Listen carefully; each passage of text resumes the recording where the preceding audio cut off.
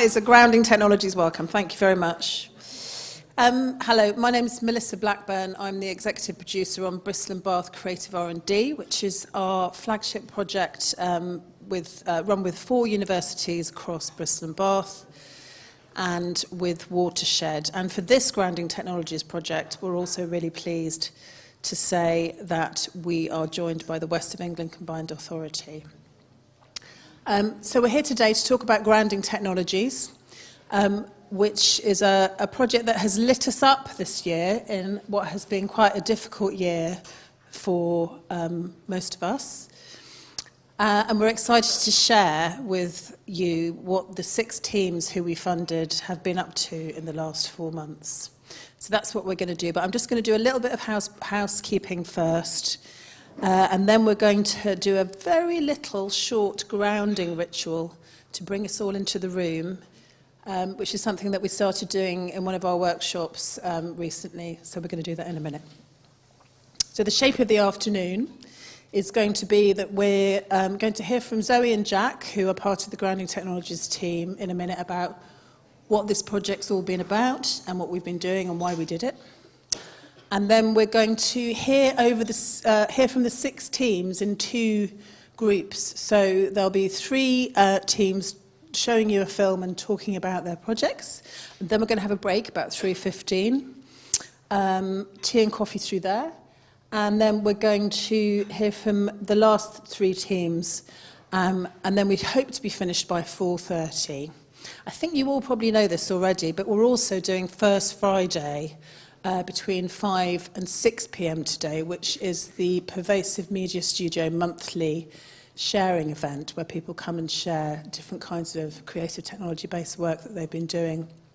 And we'd love you to come to that because the teams are all set up over there in the studio. You can easily get through these doors and down the corridor.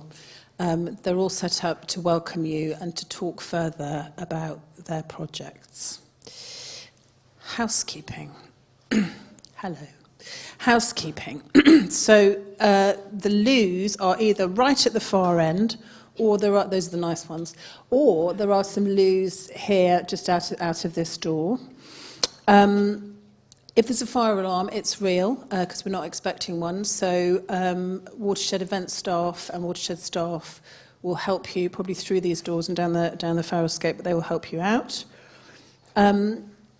We are aware that there's a very high rise of COVID and flu in Bristol at the moment. So if you feel like it, there are lots of masks over there. I'm going to be putting one on in a minute. But just because we know we've got vulnerable members of our group in this room, and we would like to just share that with you and encourage you to wear a mask if you can. We're really hoping that this afternoon is a relaxed event. So if you feel like you want to wander in and out and get tea and coffee, that's really fine. The teams will obviously be presenting, so hopefully you'll all be able to concentrate on that. But do feel you can wander in and out. There are bean bags down here if you feel you want to be more comfortable. And if you have any access needs that we haven't talked about already, Bridget Hart is here and they will be able to support you in doing that. And Bridget's right at the back there. We just want to make sure that you can advocate for any needs you might have. So break 3:15, end 4:30, first Friday 5 o'clock. And thank you all for coming. It's great to see you all here, and it's great to see a room full of such a wonderful audience. I'm going to hand you over to Maddie Longhurst, who's going to help us do a little grounding ritual. Thanks, Maddie. You don't have to use this, you can do whatever you like. It doesn't matter for people online. It might matter for people online. Do we need to use the mic? Yeah. Yep, we do. Okay. Hello. Okay, because this is called Grounding Technologies, we're going to do a bit of grounding to help ourselves arrive. And I was just asked if I would do that, which isn't like something I do. So I'm just making it up. But we can all do that. It's not anybody can make it up, so it's fine. So this is just a few minutes just to help us arrive in the space. to tune in, to welcome ourselves here. And this is also for the people who are tuning in from home or wherever they are, to inviting you also to do this short grounding with us. So let's just make sure we're all comfortable in our seats, first of all. And let's get our feet on the floor. Relax our shoulders. Just letting ourselves fully arrive in our bodies from wherever we've been, coming in out of the cold.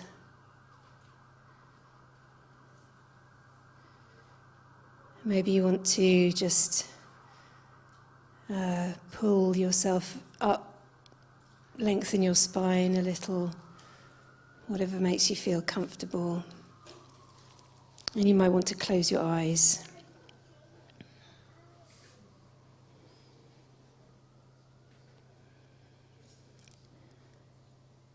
So just think about what brought you here,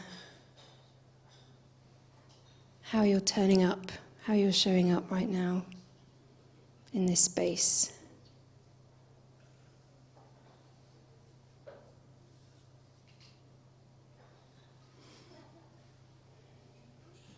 Maybe there's some excitement. Maybe you're one of the people who's been involved in the projects, and there's some adrenaline going on.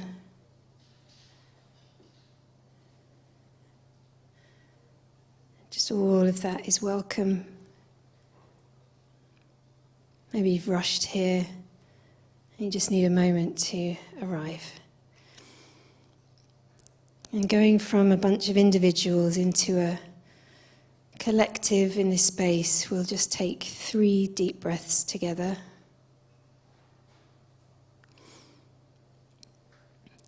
And as we do, on the out breath,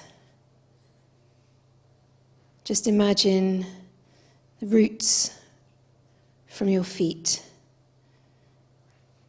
going down into the earth and deeper with each out breath. So we'll be breathing in together. Breathing in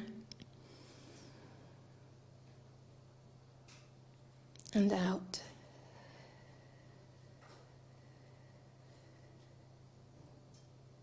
Breathing in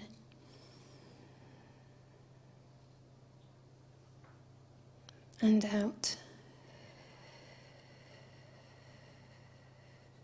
Breathing in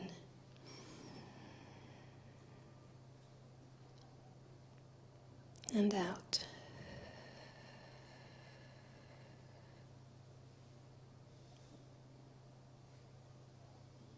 So here we are. Welcome everybody.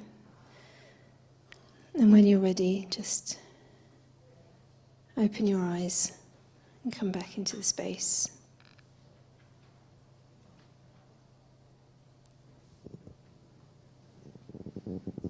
Thank you.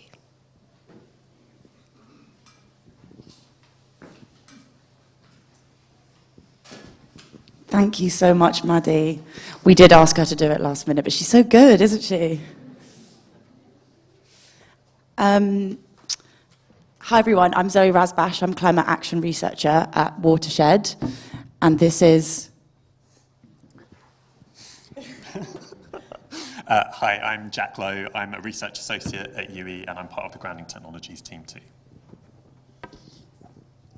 So we're just going to talk a little bit about what we've been doing and why we've been doing it, as a bit of a context for when you kind of see all the amazing presentations from our teams.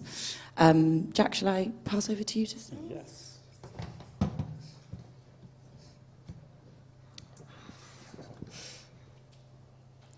Okay, so to set the context of why we're here and why we're doing this, So between 2018 and 2023, a collaboration between the University of the West of England, Bath Spa University, University of Bath, University of Bristol and Watershed delivered a programme called Bristol and Bath Creative R&D, which you might have already heard about. So this was a project that was funded by the Arts and Humanities Research Council as part of a much wider national programme called the Creative Industries Clusters Programme, which aims to drive innovation and growth in the creative industries in 9 different clusters situated across the UK, one of which was situated in Bristol and Bath. So in the 5 years of Bristol and Bath Creative R&D, we established an ecosystem for creative practitioners in and around Bristol and Bath to do research and development, R&D. But what we really wanted to support was thoughtful and responsible innovation in a range of creative technology projects, helping artists, businesses, academics to explore new ways of working, experiment, kind of build more sustainable and more inclusive practices. So just after Christmas last year, we were informed that a new chunk of money was available from the Arts and Humanities Research Council and also from the Department for Culture, Media and Sport to build on our existing Bristol and Bath Creative R&D work as the project was drawing to an end. And basically consolidating our learning and using it to benefit new aspects of the creative industries in our region. And when we applied for this money, we decided to focus on climate action in the creative sector, which was an increasingly important area of interest for people in our region. And we'd only really sort of scratched the surface of that in Bristol and Bath, so we really wanted to support that further. And also as part of this work, we were joined by the West of England Combined Authority, WECA, who were also considering similar questions around climate action and creativity. So it was a really beneficial partnership for both.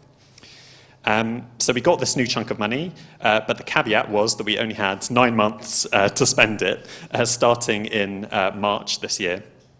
And usually our R&D work happens over a much longer period, over multiple years. So Bristol and Bath was 5 years, for instance. And yeah, it takes time to help people to develop their ideas and to support people's journeys in the creative sector. So this meant that we had to keep the scale of our work very small in Grounding Technologies. So we framed Grounding Technologies as a pilot project, experimenting with our processes in creating environments to support creativity and climate action, but also kind of helping to make sense of our core values in doing this work and figuring out what else was needed in the region to support this relationship between creative practitioners who are wanting to do any kind of climate action work. So here is the timeline of what we did. Is this working? No. Oh, hang on. Oh. There we go. Like Christmas elves. So yeah, here's the timeline of what we did. So after setting up our initial delivery plan, we brought together people from across the creative industries and also people working in the realm of climate action across the West of England region in 2 ideas labs. So these were in Bristol and in Bath. There are about 35 people at each one. And these were basically about networking, about sharing inspiring projects that bring creativity and climate action together. And then also just learning more about our programme and what we were trying to do. And we then invited people that had attended these ideas labs to form teams and to apply for 6 pots of £15,000 to develop their ideas over 4 months, starting in August this year. And now we're at the end of the process. We've just been absolutely blown away by what the teams have been able to achieve with this money in such a short amount of time. It really wasn't enough, but we've learnt so much through this process that it's been so beneficial. And I'll now pass over to Zoe to talk more about that. Thank you. I'm just going to grab my notes. Thanks, Jack. Hey, everyone. Yeah, I'm just going to talk a little bit of context of why we're doing this work as well. So I don't think I really need to tell people in this room that local climate action is really important. It's written as so in the UK's net zero climate strategy. And this kind of idea of local climate action isn't just like buzzwords. We know that this necessitates like really deep meaningful community engagement, community empowerment, and community work, right? To ensure that, a green transition works for all of us, especially the most marginalised communities. Again, in the west of England, we've been knowing this, we've been doing this. This idea of kind of place-based deep community climate action, I think, is a part of our regional identity, and we can be really proud of the work that's happening here. And I think that this was kind of, we were aware of this and excited by this kind of throughout Bristol and Bath Creative R&D, and we've been talking a lot before this project and throughout this project about the idea of emerging intersections and kind of a really exciting kind of convergence of things in the region. And here I'm kind of speaking to, for instance, Extinction Rebellion, which was founded in Stroud, kind of stepping back from focusing on arrests as the only form of direct action to thinking about building intersectional movements, right?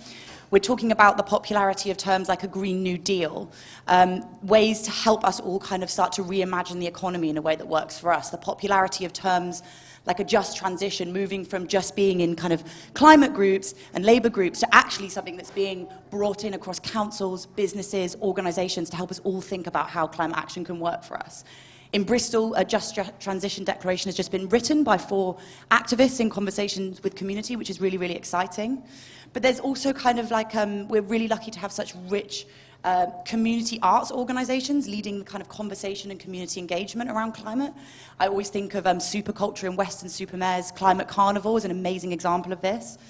But we also have a really cool network of maker spaces, community tech organisations, thinking about how to make kind of our region better and bring down our emissions at the same time. I always think of We Can Make and their work around reimagining retrofit in a neighbourhood model, kind of tackling cost of living crisis, carbon emissions and land injustice at the same time. We've also got amazing creative approaches to skills development, material reuse, repair economies happening in the region. We've got a rich network of repair cafes that are bringing together thinking around like income inequality and waste. There's a song going off, maybe I'll sing. And again, as Jack was talking about in our cluster here, we've been trying to think about how we build technology, creative economies in a way that works for people and planet and puts people and planet first, thinking about responsible development in this area. And so what I'm saying is there's like really big transfer of skills and knowledges and resources across all these sectors and scales, and this is really, really exciting for us as this cluster. Our partnership has really been thinking about what are responsible futures for technology in the creative economy. And we were really excited to spend some time just focused on this kind of bubbling, emerging intersection. And we really were excited to invite people from across the region to come and do this thinking with us. Where's the slide? Can you take it for me, Jack? So that's kind of where we situate Grounding Technologies. It's a pilot project funded by AHRC, basically resourcing people to kind of do some of this thinking and exploration with us.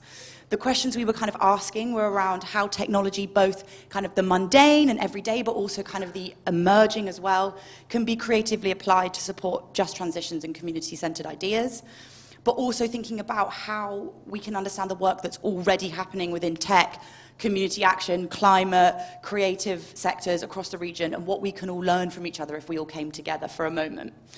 And more importantly, as Jack said, this has been a really short project, but for us, we all understand this work is a lot more long-term. When we talk about just transitions, we have to be thinking in 10, 20 years in terms of building trust and collaboration. So I want to say shout out to our teams for doing such amazing work in 3 months, but it's really only a seed, and we hope that this project is a seed for something that can be a lot longer term.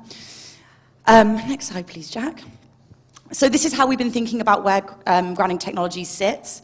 And I think one of the most important things for us throughout this project has been thinking about how we can challenge business as usual modes of kind of technological development, instead kind of refocusing on how do we develop technology and think about technology in kind of thinking, emphasizing resource fairness, people, and place. And our teams have been amazing at doing this in so many different ways. We've all learned, I think, so much from each other throughout this process. And I think throughout, working with our teams and our Ideas Labs, which I know many of the faces were at the Ideas Labs, so it's so nice to see you guys again. There is a real hunger for work and for thinking at this intersection. We really feel like there's a wealth of potential in the transfer of creative methodologies into the climate action and green economy sectors at a regional level. And so I'm not just saying that, we have some numbers to prove it, and I'm going to pass back to Jack to show those to you. So yeah, just briefly before we get the teams to talk about their really exciting projects, just want to go through the numbers of the people that we engaged. So we had 111 people express interest in taking part in our 2 Ideas Lab events in Bristol and Bath. 80 of those then attended those events. 39 teams formed from the people who attended the Ideas Labs and then applied for the funding, and 6 of those were given the money. Just want to briefly mention the kind of regional impacts that we've had already through these events. So just by bringing people together in those spaces that are working across creativity and climate action, even we didn't really appreciate how much this was needed. So some of these comments kind of show that, in the sense that people started to feel that they weren't alone anymore in being people thinking about these 2 things together and thinking about how you can address climate action through creative projects. And yeah, we were just really inspired by how people really enjoyed coming together and sharing inspiring projects and just learning more about what was happening in the region. So that's something that we really want to support more going forward. And yeah, I think now we better hear from some of the teams that we funded. So yeah, I think we're going to welcome the Apothecary Network first. Is there anything else we need to say before we do that? So thanks, everyone. Brilliant. Thank you very much.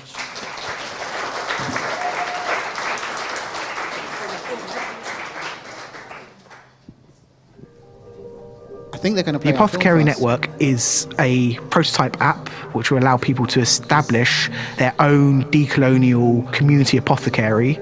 We're creating an app which centres black and brown diasporic ancestral knowledge. The knowledge is there for everyone, but we would like people to engage with it on a specific set of terms, and that is honouring the lived experience of black and brown people and honouring their ancestral knowledge and intuitive practices that we're sharing that belong to them and that were pioneered by them.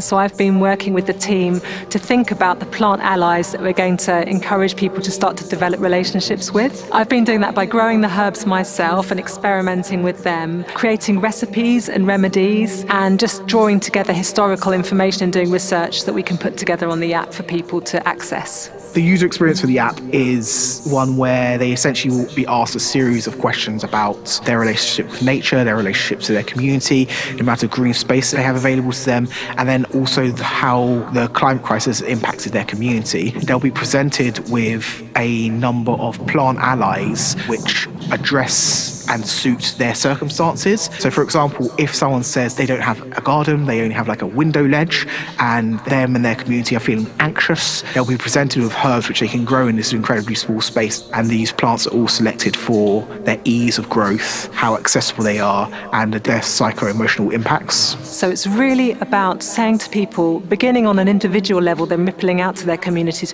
you can, regardless of how little or how much space you have to grow, you can dig where you stand, begin where you are, at home, indoors, but my dream would be that it would inspire people to start to just begin a relationship with nature, and for them to feel like even if they don't own land, they still have the right to do that and permission to do that. And so we wanted to centre something that offered an alternative to existing climate action movements, something that centred joy and community and happiness and beauty and connecting with nature and being at one, because that feels like an infinite resource and an infinite way that people can come together to address the injustices that have been felt by black and brown communities, both historically and ongoing. It's really important that all people from all walks of life have access to restful states in which they can create visions for their own lives. And I think one of the products of capitalism,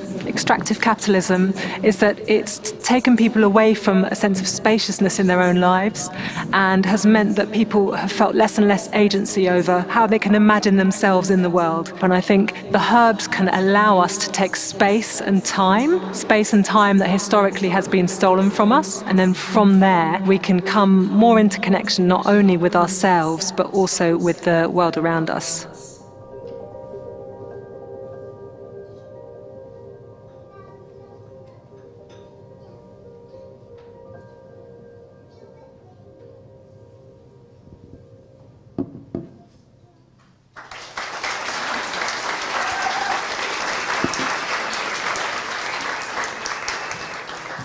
Hi, I'm Marcus.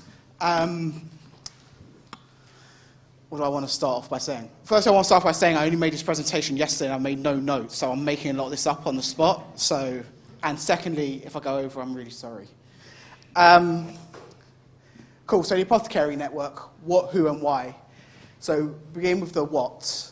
We're building a prototype app that we wanted to share decolonial, the knowledge to create decolonial community apothecaries. The idea being that we want to share ways which people can connect with nature at home, with their friends, their families, their loved ones, and build something which will be healing for them and their communities.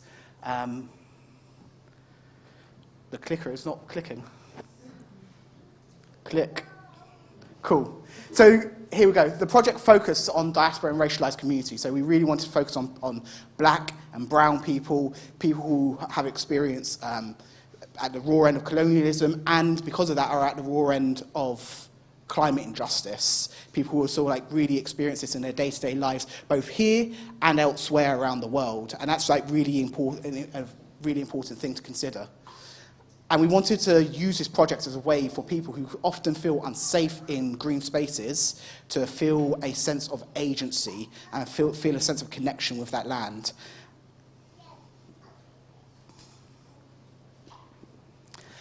And the other reason why we want to do this project is that many existing climate movements are really fueled by anger and outrage, and understandably and needed and really vital things, and work is done because of that. But for many people, especially people from diaspora communities, that can be a real burden and really exhausting and a really tiring way to engage with climate injustice, especially when it affects them so deeply. And so, because we wanted to acknowledge that it's actually really tiring, we decided to center something that was focused around community and joy and beauty and coming together, because for us that feels like something that's really infinite and bountiful, and it means it can be an endless way to combat climate injustice. So how we did this is we firstly set a load of collective values. This clicker is really not clicking. So we sat down and we spent a lot of time coming together as a team to lay out our collective values, and their values are inside our prototype app. These values are about how we wanted people to engage with our knowledge. This knowledge is centered around the experiences of black and brown people, and we want to welcome everyone into that. But we also want them to understand that they're sort of your guests in this space. This is historical knowledge, this is ancestral knowledge, this is knowledge that is sometimes passed down just verbally by people, this is sometimes knowledge that has been lost and ties to it have been severed by the effects of capitalism and colonialism. So there's a specific set of values that we wanted to put at the heart of it.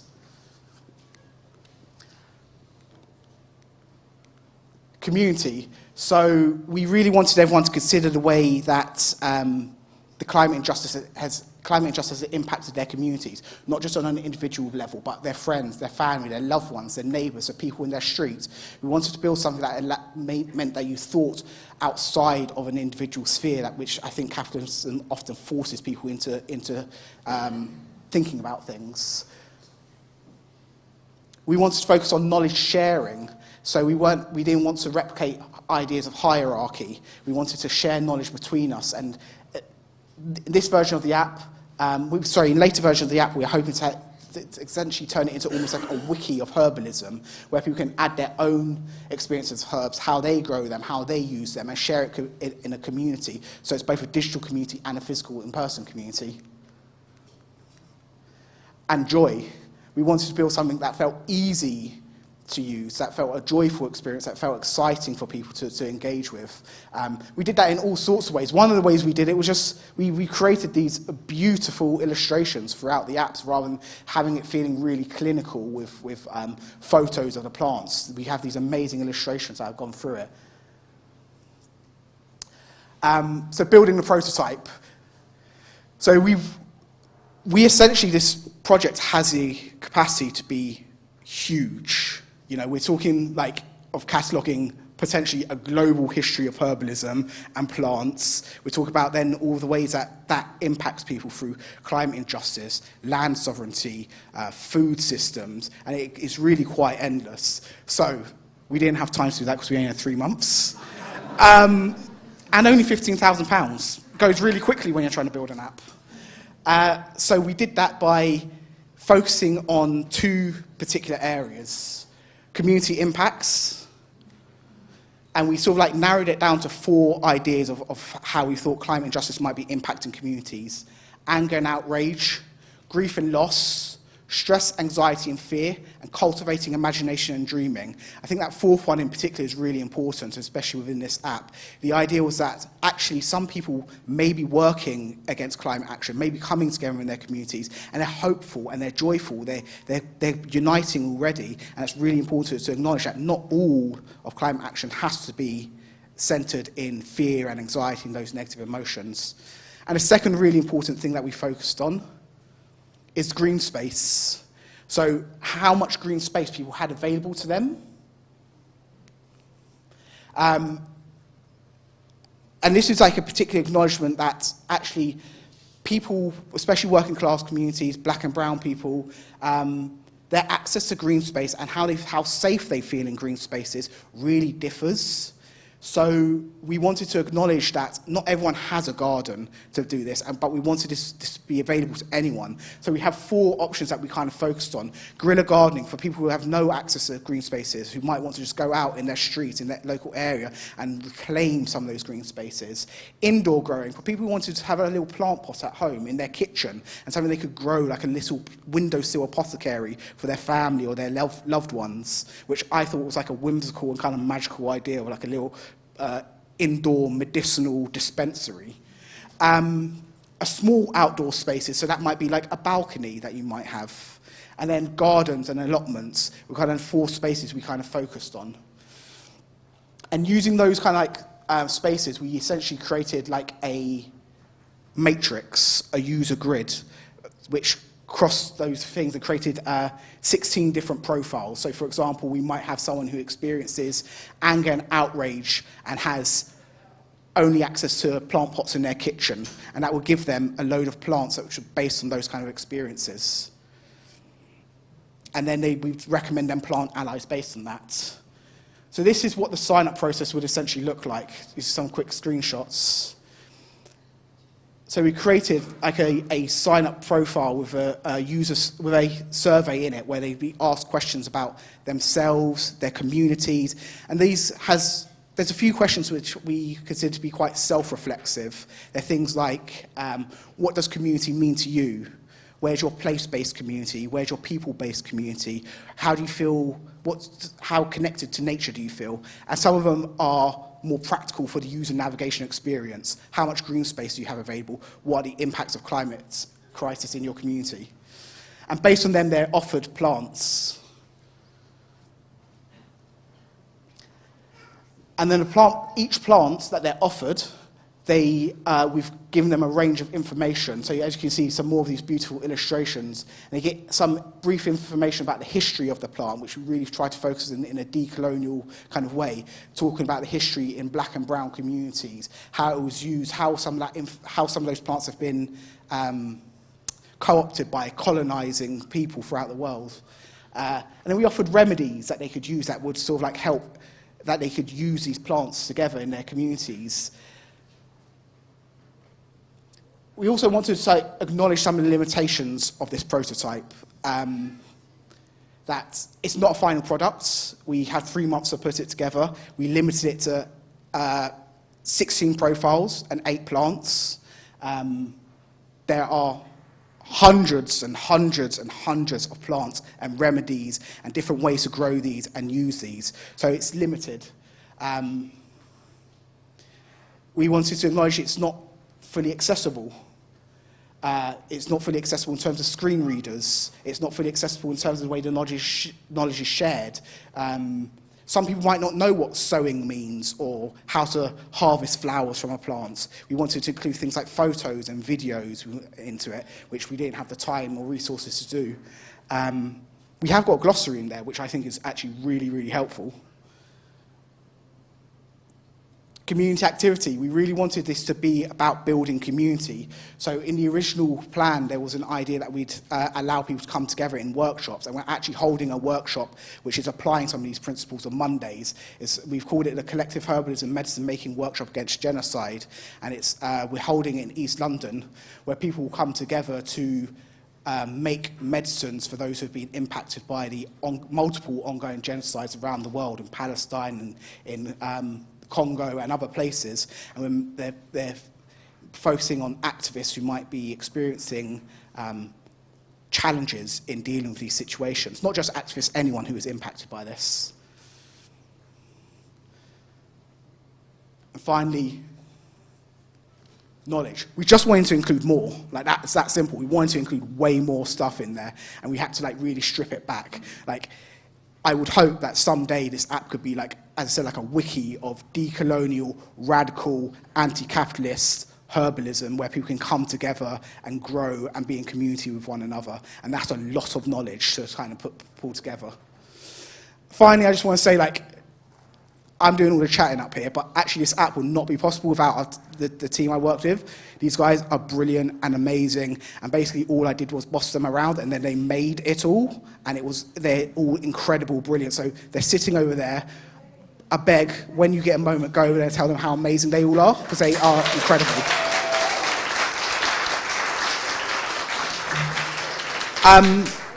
They are all amazing, but I want to particularly shout out Zaina, who's like, in the last couple of weeks, most of this has fallen on her shoulders. She's our creative technologist. She's been creating this all in Figma, and she's had to put up with me being like, this link doesn't work, this link doesn't work, and doing all these little tweaks and changes, and she's been incredible. So yeah, please, finally, we have this QR code, which you may not be able to scan, but I've got like sheets of them printed out, but you can scan the QR code and actually play with the app and see what we've created and have a little fiddle around with it. I hope you like it, and thank you so much.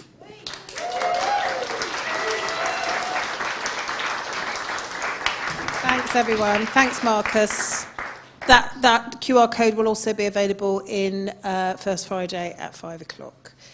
So the next person is coming up, and we're going to show a film first.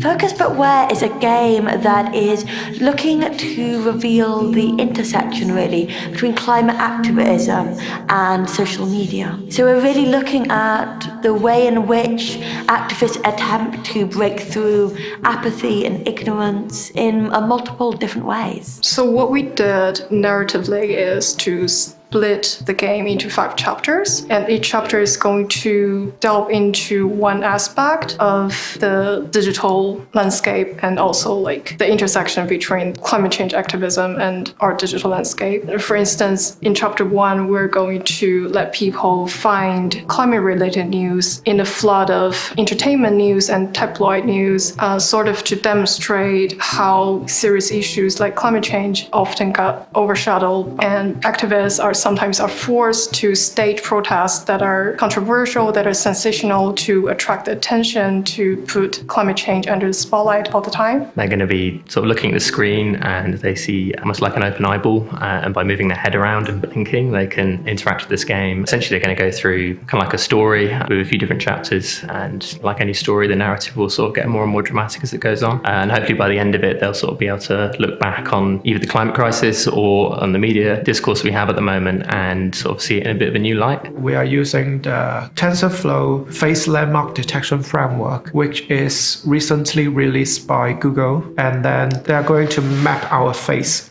with dots, and then we will be able to detect if we are blinking. So when we are moving our heads, the game itself, the camera is going to move along with the X and Y axis. From what we learned through this grounding technology process is that quite a lot of young people that are well versed in like digital media are quite interested in this like gameplay method of exploring climate change. So hopefully that's one group of people that we will attract. Throughout all of this, throughout this need for optics, throughout the need for understanding this environment, the reason is that we're facing something truly catastrophic. And the people who are hit first in the UK are going to be ordinary people. That's the reason why we must understand this. What we hope is that people can have more empathy when it comes to radical protest, and to develop empathy and understanding for complex situations like that for both the activists and the people that are working in the media,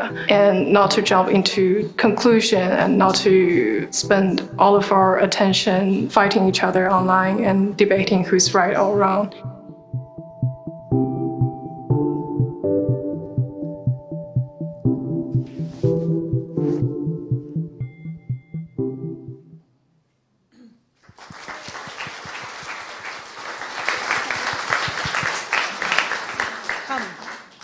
I thought I'd lost you for a minute. I'm always going disappearing. I'm just going to grab my glass of water because I'm a smoker and I can never get through a speech without desperately needing to drink. Oh, that would be great. Yeah, don't drop your water. There you go. Cheers. Just to check. Oh, I'm guessing. Yes, here we go. Okay, hi everybody. And I also prepared this last night, so apologies if I ramble a bit or have to constantly look at my phone. Not very, but hello everyone, and thank you so much for being here. And a special thank you to John for that amazing film. It's really beautiful. I'm Kai Charles, research and script writing lead for Focus But Where, and today I hope to share with you the passion and work that has gone into this project from our team. So now let me just make sure I know how this works. There we go. That's how the clicker. So, yeah, what is Focus But Where? Focus But Where is a web-based hidden object game that playfully delves into the intersection of climate change activism and our complex digital landscape.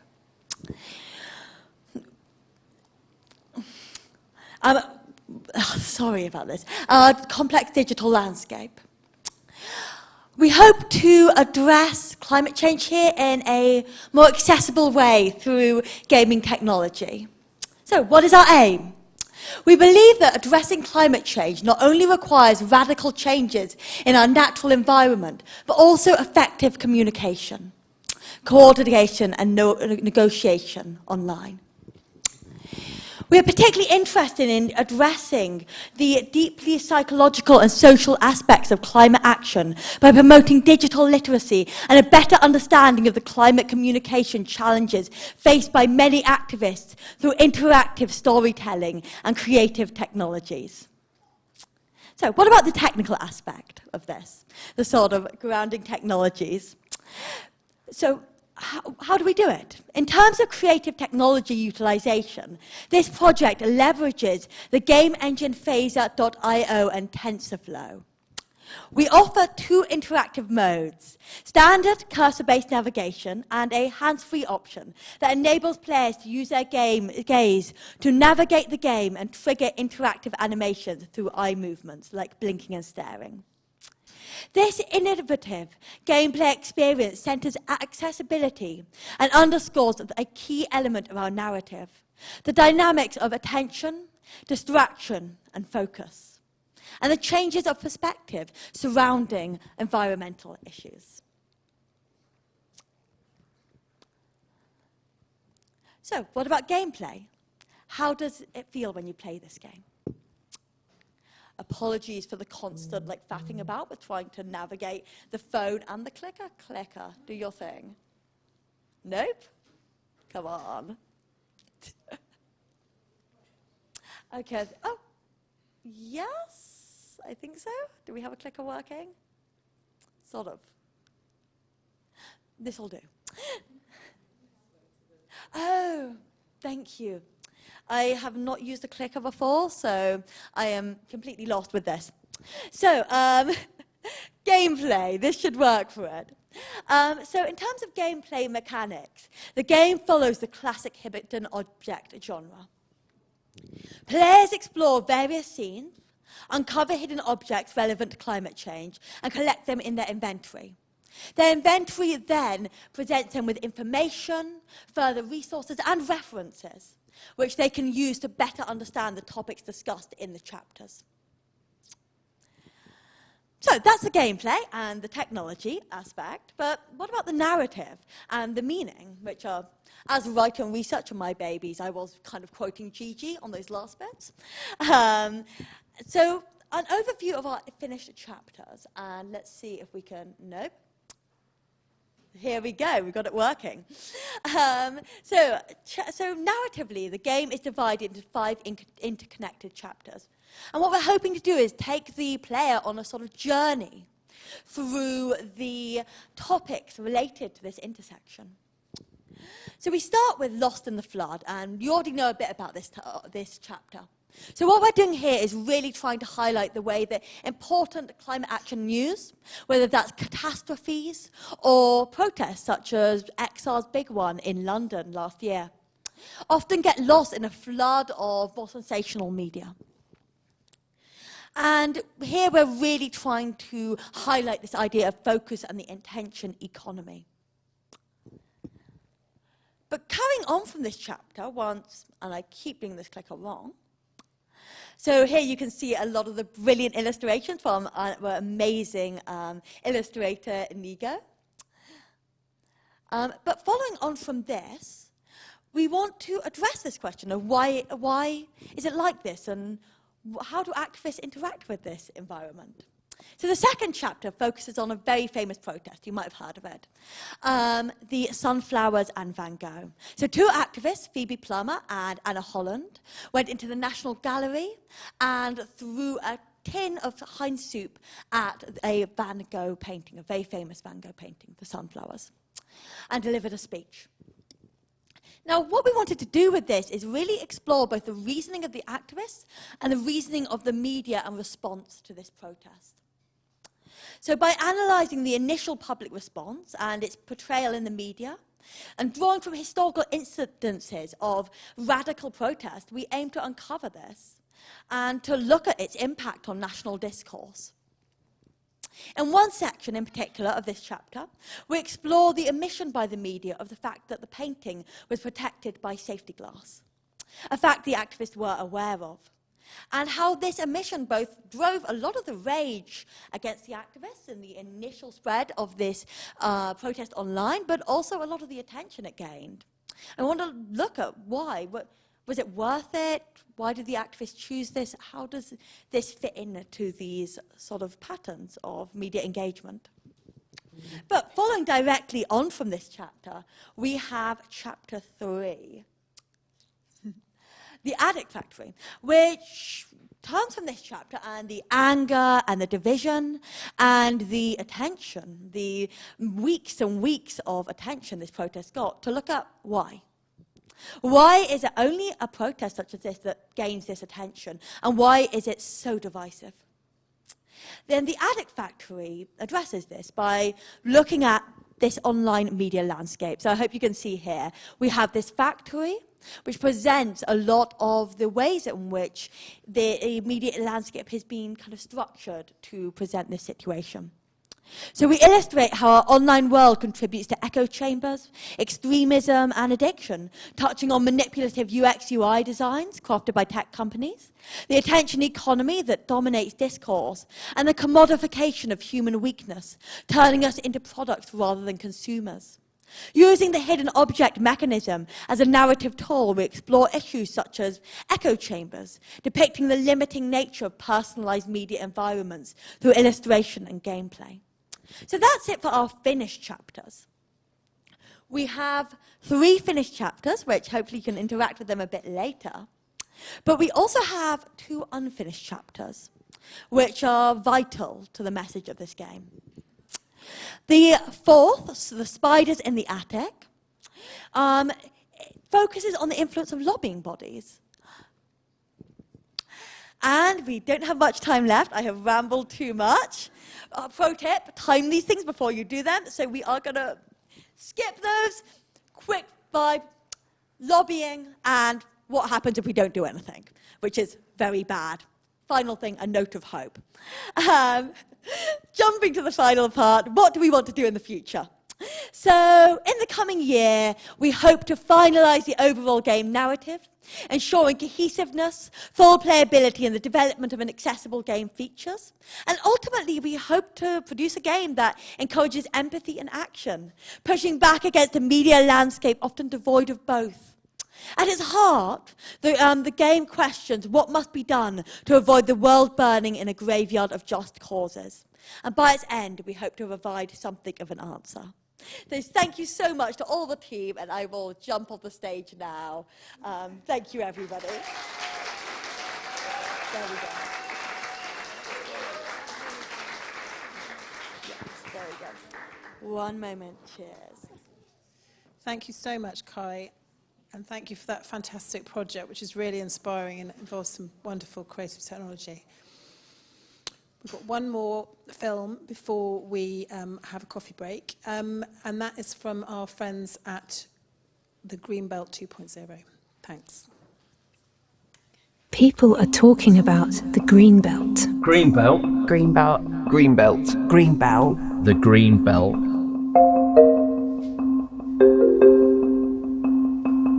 But what is the Greenbelt? In the UK, the phrase Greenbelt was first used in 1875 by the pioneering social reformer Octavia Hill, a co-founder of the National Trust. In London, she saw a stark difference between East and West. She calculated that West London provided 1 acre of green space per 682 residents, while in the East, each acre served 11 times as many people. This prompted her idea of a green belt around the city to improve access to open spaces for Londoners. It took 69 years for her ideas to come to life as law and policy. The idea of the green belt spread across England. Today, about 13% of England is designated green belt, covering more land than urban areas. Greenbelt policy has 5 stated purposes, which focus mainly on the prevention of development sprawl and encroachment while encouraging urban regeneration. But what does the Greenbelt mean to people today? In Bristol, an experiment is taking place to find out what a Greenbelt 2.0 could be. In a wooden barn just south of the city, a discussion is taking place with people from across the region. The first thing we notice is that everyone has a different idea where the Greenbelt is, and that it means different things to different people. Breathing space. Countryside. Opportunity. Empty. Open. Closed. Paradox. Constraining. Legislation containing sprawl. Nourish. Nature. Balance. Are protected with a question mark. It almost feels like it's a secret. The actual shape of the Bristol Greenbelt is this, wrapping around surrounding towns such as Keynsham and Bath, and pressing up against Clevedon, Portishead, Nailsea, Thornbury, Yate and Trowbridge. Over time, the urban centres and suburbs have come right up to the Greenbelt boundary. Yew Tree Farm is a living example of fiercely contested Greenbelt land. Catherine Withers has farmed here for many decades, but despite years of campaigning, her land and livelihood are under constant threat on many fronts. She farms regeneratively on protected nature conservation land, yet of the leases she had on land neighbouring her own, one has been withdrawn in favour of housing interests, plus a planning proposal has been submitted for council crematorium expansion into a field she currently uses for grazing. There were once many working farms in the fringes of the city, feeding the city. This is now the last one in this area, a sign of how much the Greenbelt has changed since the introduction of the policy. Mapping allows us to consider a lot of things, including past, present, and future scenarios. We can use open data to see floodplains and potential future flooding. We can see sites of special scientific interest, agricultural land classifications, or how much land is used for golf courses, compared to other leisure activities. Currently, in the Bristol and Bath Greenbelt, golf uses more space than any other sport or hobby. But there are important things that are much harder to map. Mental health, for example, soil quality, housing vulnerability, community resilience, the priorities of the young. Back in the barn, a new imagining of the Greenbelt is taking place. It would be amazing to see it more diverse. At the moment, when I'm walking around the village, there is not anyone else of colour around. So it would be amazing to see that. Often there aren't enough footpaths to really give us freedom in the landscape. Within that, I also see like little huts and little buildings that maybe have like communal tools and supplies and stuff to manage the land. That the buildings would need to be made of inherently sustainable materials. And the farmers will be skilled not only in managing the land sustainably, but also they will be skilled in welcoming people of all ages, all backgrounds, and show them how food is produced. I'd like to see this field housing another 20 families. And the UK imports 40% of its food. So if we have an awful lot more horticulture, small-scale pigs, small-scale poultry, and goats, we're producing a vast amount more food and have a vast amount of more jobs in the Greenbelt and have a vast amount of more like human life and community and vibes, basically. If we have activity centres dotted around to bring the urbanites out into the country. If within the centres there were places for rehabilitation, for healing, connecting back to nature. Climate, ecological and spiritual emergency centres. Yeah?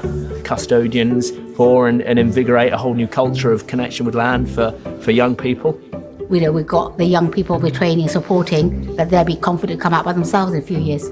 It's like, how do we incorporate that into the curriculum, especially to get children from out of inner city schools, so that that's where camps and training go on.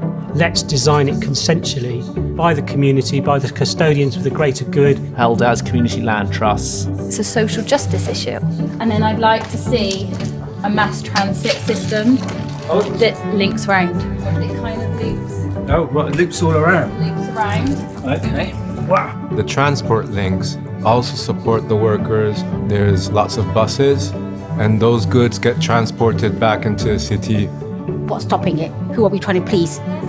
Frequent community-owned vehicles. There's going to be less of the private ownership culture of private cars. A network of wildlife corridors filled with solutions to climate mitigation. These vibrant belts of nature and biodiversity be coming out like mycelium network, out from the centre all the way out. On the floor of the barn, sticks and stones are arranged, nudged, rearranged and prodded. People are questioning the harsh divide between green and grey, exploring the unique and critical relationship between the Greenbelt and the urban. The conversation is just getting started. What do you think Greenbelt 2.0 should be?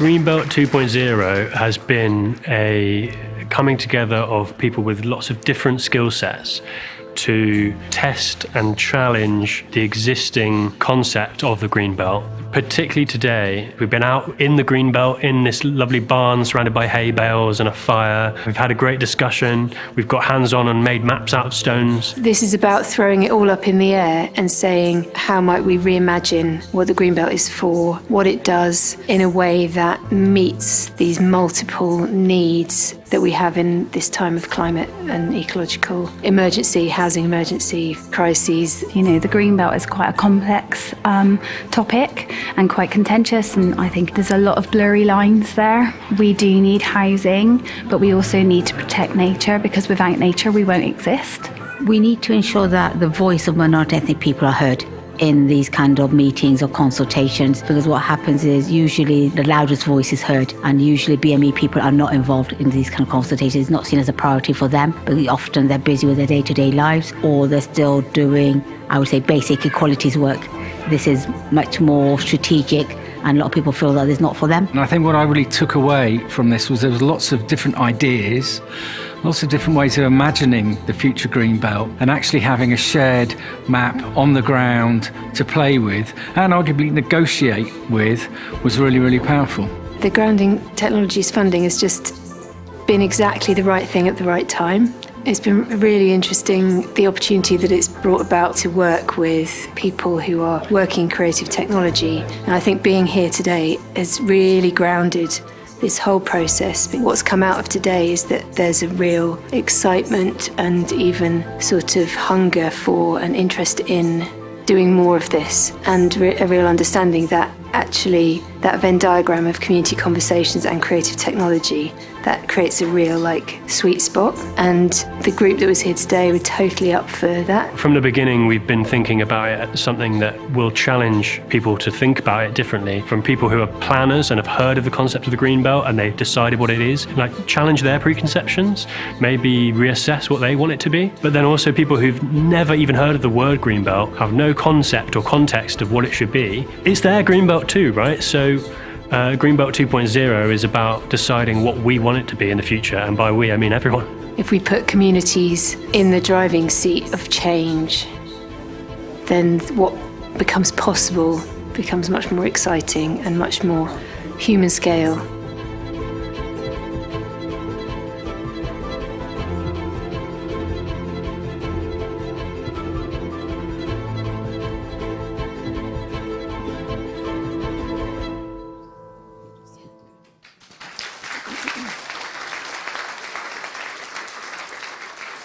So Maddie from Greenbelt is going to talk to us just for a couple of minutes, and then we're going to have a Q&A with all those three teams just before we have a cup of tea. Okay? Thank you. Thanks. Thank you. So I'm just sort of here on behalf of the whole team, really, and we've just got a couple more minutes. So that first film was the fruits of our last few months together. And just put your hand up and wave if you were involved in that, either as in the conversation or as part of the tech team or whatever. Brilliant. Amazing to see you all. I've been thinking about the Greenbelt for quite a long time, interested in issues of land use and land justice, and who gets to decide how we decide and what we decide about those things. We also can think about it as our bioregion and what is our most resilient scale of existing. And the West of England region and the Greenbelt maps quite well onto this idea of our bioregion. So there's so much more to unpack and explore than we have been able to do, but we really wanted to create something that really distilled our experience together, but also how compelling and important this conversation about Greenbelt is, and that it's not the preserve of politicians in Whitehall or housing developers. It must be reclaimed as a conversation by ordinary people in communities. So we want to just continue to have these kind of conversations in the Greenbelt with communities, with creative tech, being there to capture and amplify these incredible reimaginings. Please come and talk to us in the event space back there from between 5 and 6. We'd love to explore future conversations, collaborations, all your ideas there. So thank you very much for being here.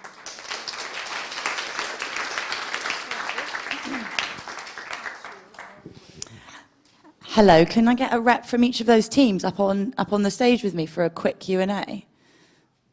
Is that you, Maddie? You coming back up? Okay, thanks, guys. We would love to have time for like a much deeper Q&A than we have, because we're running behind and we have 10 minutes anyway. So we're just going to take like a couple questions from the audience. And if you have any more questions, please do come to First Friday between 5 and 6, where you can actually have like a nice, good, deep conversation over a drink. Is there any questions from the audience for any of our team members? Don't be shy. Is there any questions online? No, okay, then I'll ask a question. Oh, we've got one. Amazing, thank you.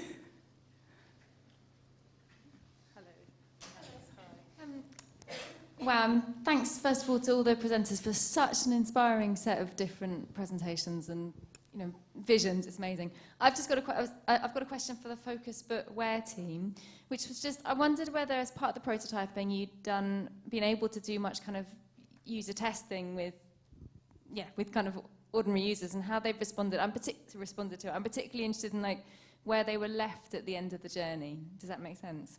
Yeah, completely. So because of the process of the game, we've been able to do workshops which kind of took them a little bit through the narrative or brought up these questions.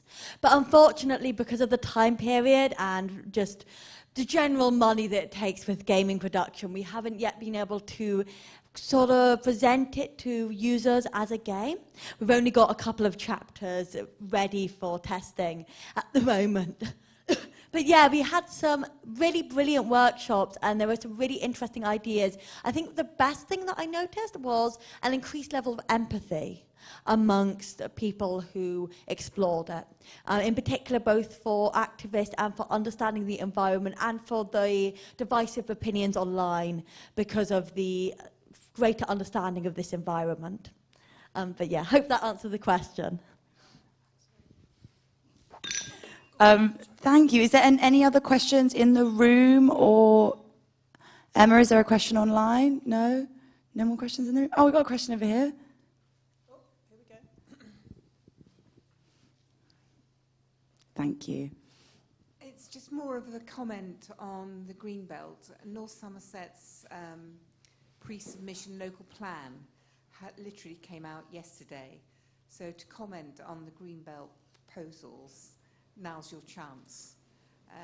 And one of the things in it is that Bristol Airport is being taken out of the Greenbelt, which will allow more development.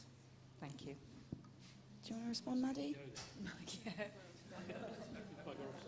Yeah, just thank you for that. To respond to that, there's much going on in the world of planning, which I really encourage you all to get really geeky about, local planning. And both in Bristol, North Somerset, and these sort of greenbelt areas are coming into a phase of change, and possibly the most profound change that we've seen since the invention in the 40s. Because, as the film said, development's like pressing up right against those boundaries, and so there's like okay, we need more housing. How do we do that? Do we continue to cram urban centres? What are the implications of that? And how do we start to have a more enlightened conversation about green belts as giving protection, but from what? From what and for who now? And if we don't get involved in that conversation through existing channels like local planning, which is quite impenetrable but worth it, then the community voices won't be in that conversation. So this is why we've done this now, really, is because the conversation is opening up and the community voice needs to be in there. Thank you, Maddie. And if you guys are interested in Bristol Airport, you're going to love what's going on after the break. I think, is that a wrap on time? I'm sorry, we don't have any time for any more questions. But guys, please go through. We're having a bit of a break now. 10-minute break now. Go through, have some coffee. We're running a little bit behind, so we've had to shorten the break a little bit. And then come back into the room for our next round of teams. Thank you.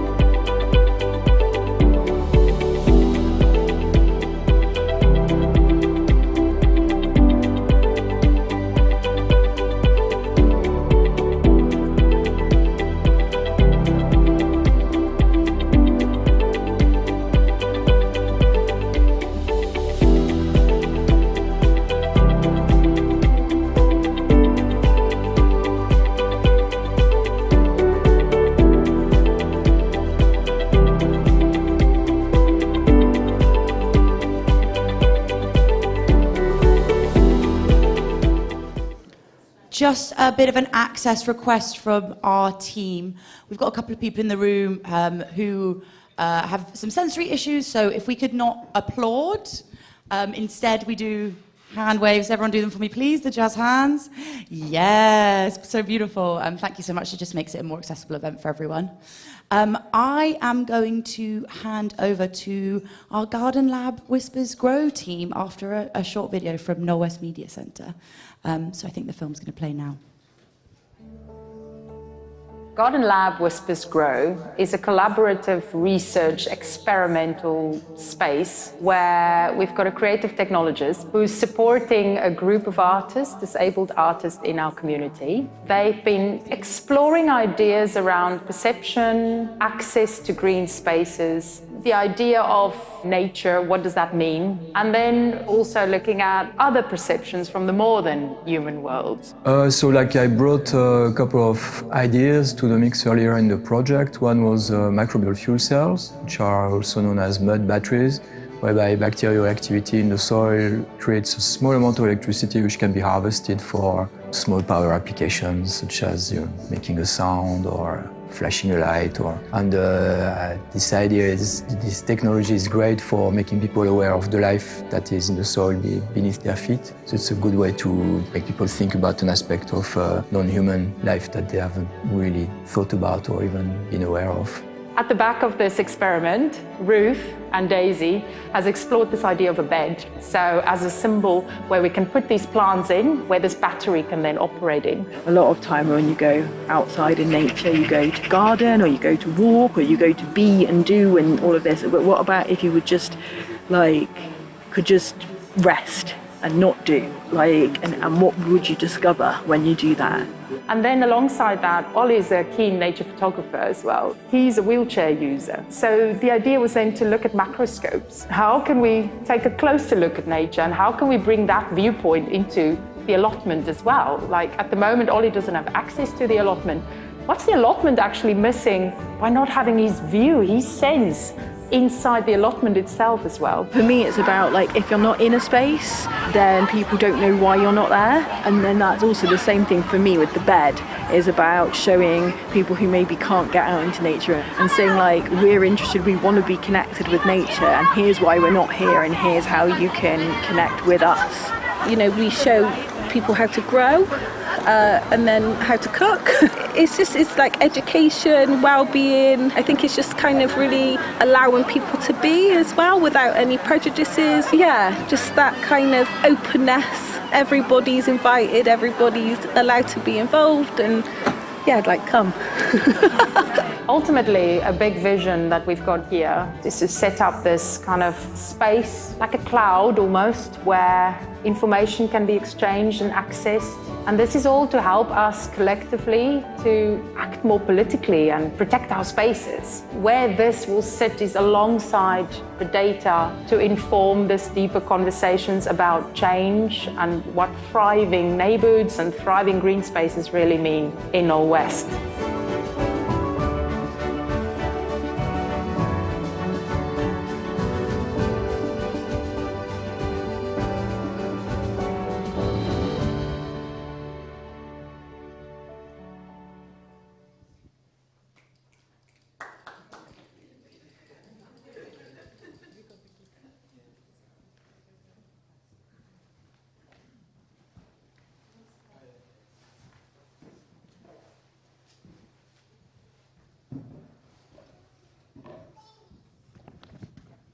Hello everyone, is this on? Yes. Oh yeah, hello. I'm Annelie and I am Paul. Peter, Paul. Great. Yes. Great, so I'll kick it off. I've got a few notes, but we're just going to have a little chat and then I'll refer to my notes like a doctor. So, Garden Lab Whispers Grow. We set out to investigate nature connectedness in Knoll West, exploring physical accessibility for both people and wildlife, as well as how sensing into nature with our minds and bodies can make us feel part of living ecosystems. Together we designed this garden lab, and then there was these experiments that evolved from this process. and looking into how we can grow more caring relationships with nature and inclusive processes for climate action. So what's happened as a result? We basically got this framework now, which is based in theory. So we've got the nature connectedness framework. And now you can skip through. So through the process, we've kind of proved the concept and given ourselves like something to work within where we can further explore creating these spaces for this connectedness to happen. So it doesn't come as a surprise where you've got all of those. Just go through, yeah. So, hang on, go back. So this was really lovely. It's a tactile snail. So it's just a little bit of insight on how it evolved. So we started, I mean, I'm jumping again. I'm not very good with sticking to a program. Okay, I'll stick with the program. Climate action. So the Garden Lab Whispers Grow is supported by the aims of Norway's Media Centre for setting up future-long citizen science programs in the neighbourhood. Yes, so our angle on climate action, connected with the creative technology aspect, is how the creative technology are these experiments that we run in what was going to be the Garden Lab, and we'll get into details later how this Garden Lab happened and what didn't. But the idea of the creative tech in support of climate action is just inventing experiments that would enable participants to feel a deeper connection to the non-human world.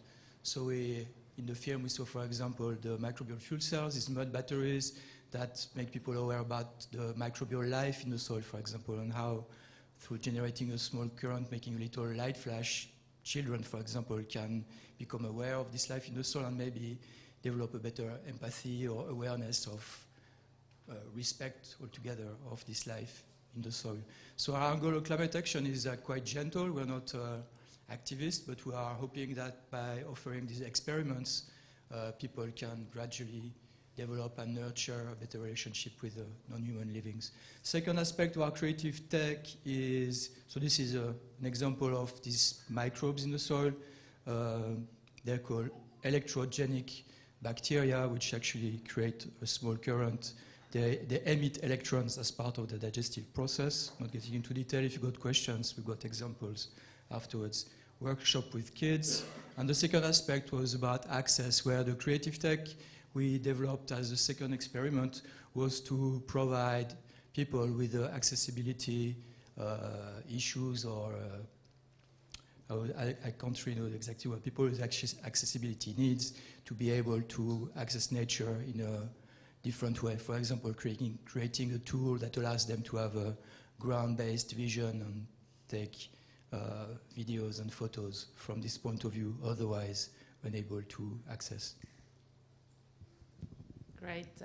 Yes, by working with disabled and chronically ill people on a project about climate action and using this tech, it really highlighted for us for climate action activities to be optimistic and fun. You know, there's lots of learning as well from in this working group that really highlights our interdependencies as people and beings. And, you know, people can give up personally and on a climate action level.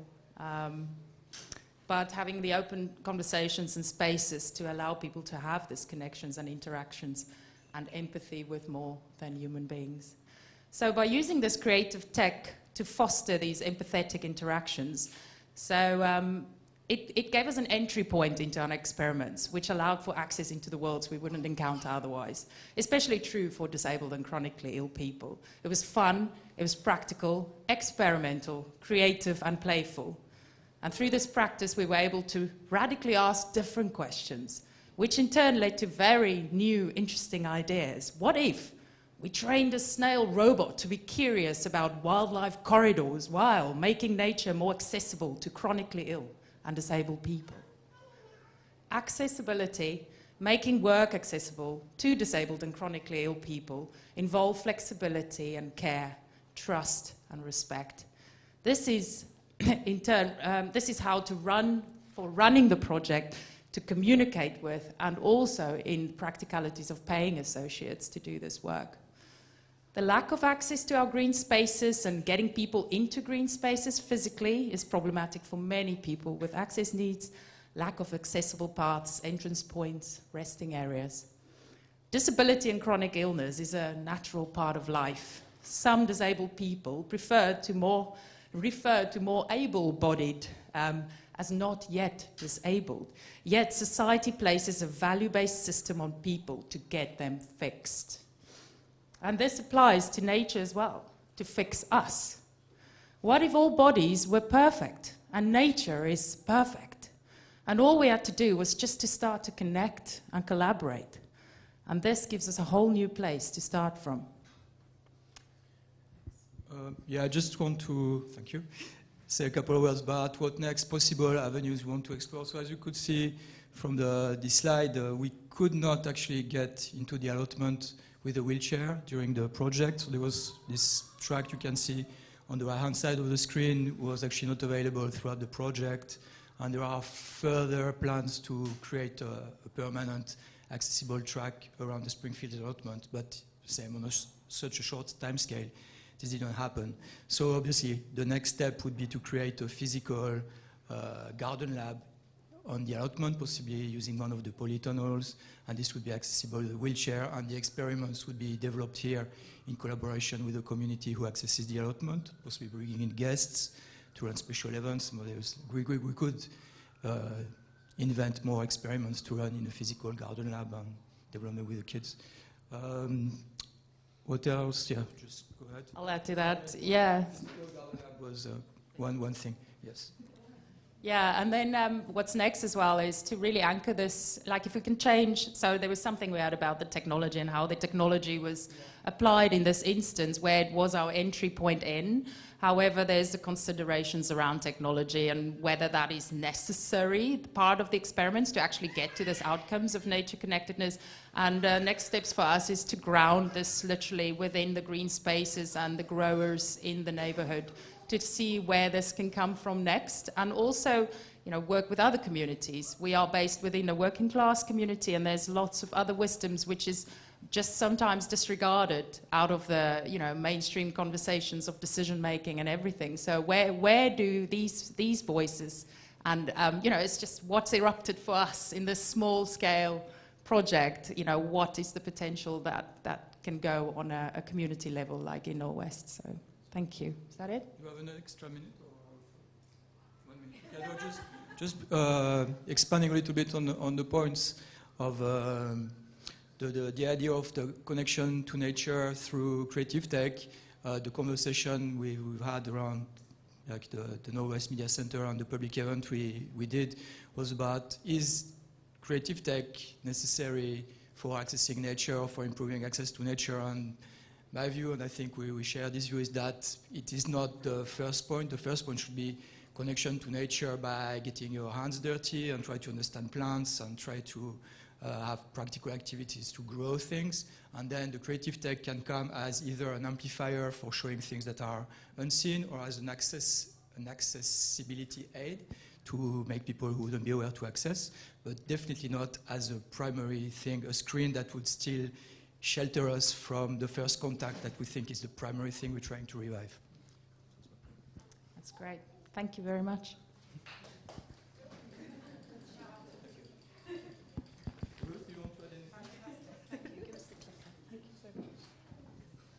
Thanks, everyone. So we're just going to show our next film, which is Where Do We Go When We...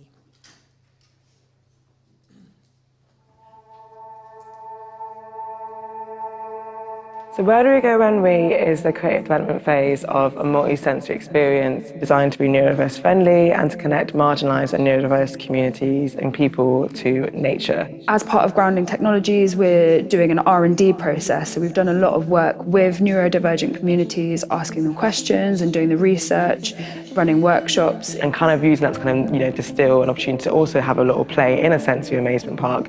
and to really understand what it means to explore creatively multisensory senses through a very neurodiverse lens. We've broken it into different projects, and one of those projects is looking at hospital settings where lots of research has shown that people heal better when they have connection to nature. So one of the ways we're looking at solving this problem in the community is looking at how creative tech can connect people who are in those settings to nature. And visually, that one we've focused on water, because the biggest thing that we had coming back from our surveys was that people feel like they want to be near big bodies of water. So we're looking at how we can use creative tech, specifically interactive projection, to play with a kind of immersive water space that could provide like a space for calm within a chaotic setting.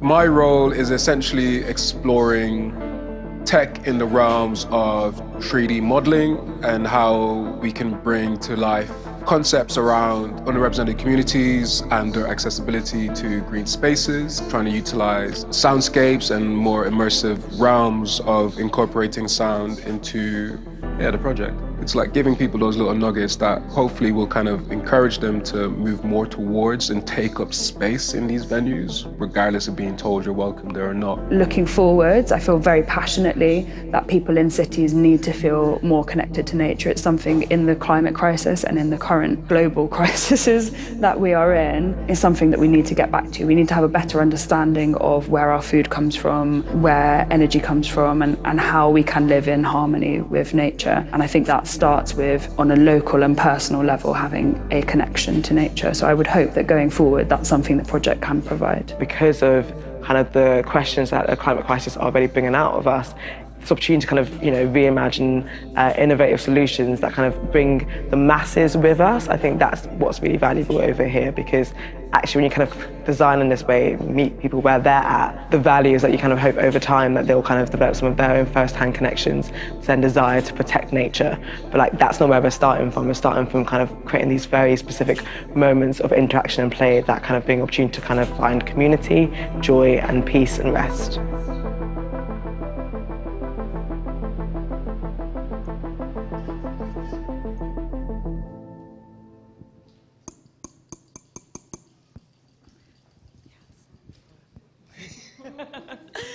Drink another chat, yeah. Hi everyone. Awesome. Okay, cool. So, hi everyone in the room and online. I'm Emanuela Morsi and Ruby Pugh and Posey. Alam Posey Oirinde. We're going to talk a bit more about the project, but where do we go when we... Appreciate you, thanks.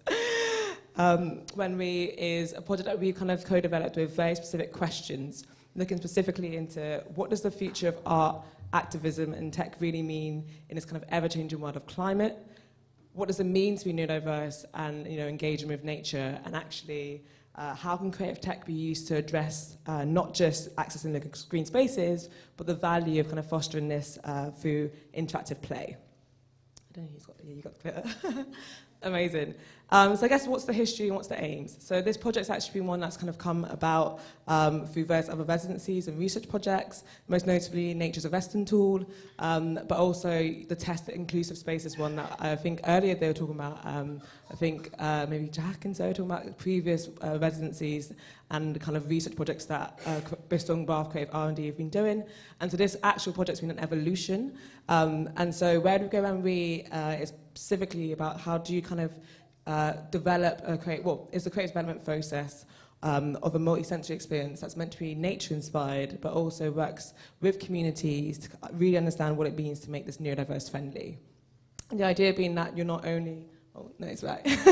And the aim to be so not just to understand kind of critically where they're coming from, but also by meeting people where they're at, you're really being able to create a space that can really in the ways in which we engage with nature through our senses.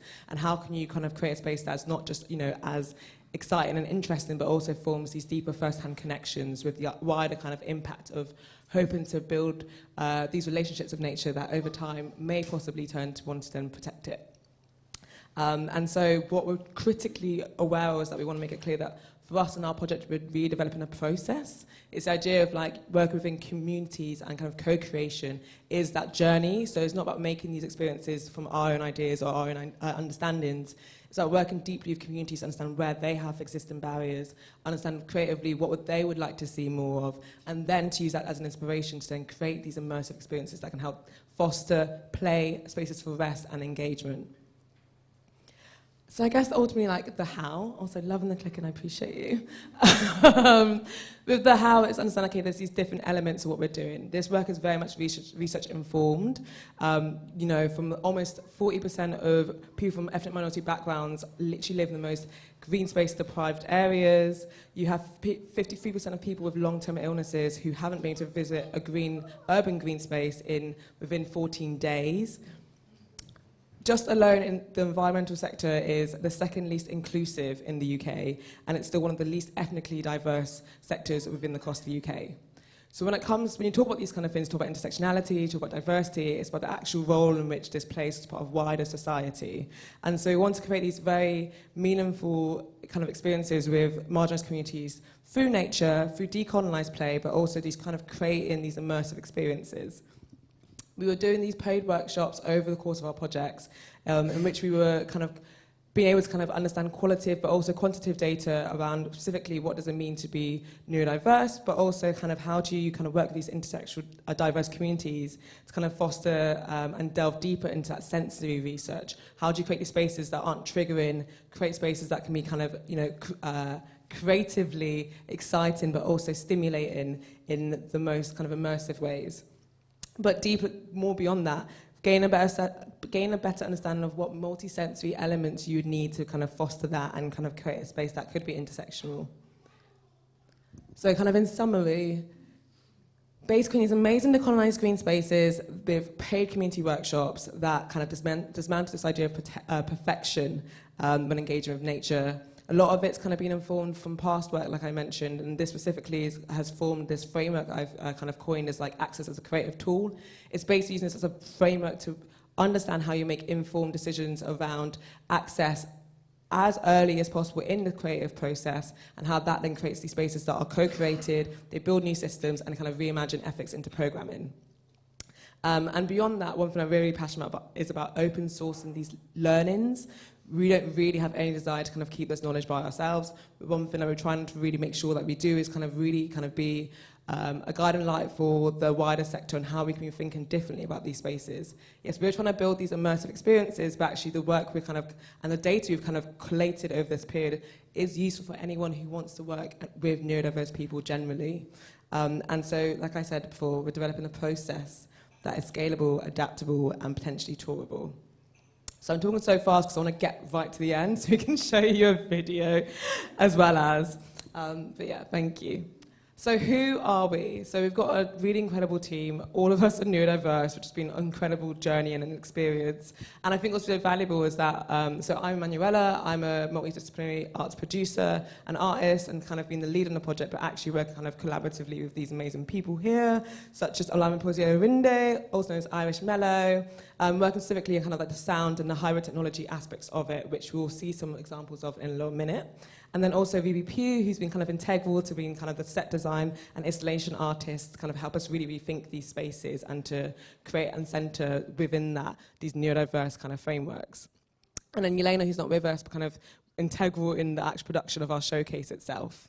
And that's kind of underlining between all of this is our community collaborators who've been kind of integral at every stage of the process to kind of engage with not just the workshops, but kind of the information online, coming up with kind of working with us, kind of reimagine and also sharing their own insights and their own musings through the different kinds of like engagement platforms we've had.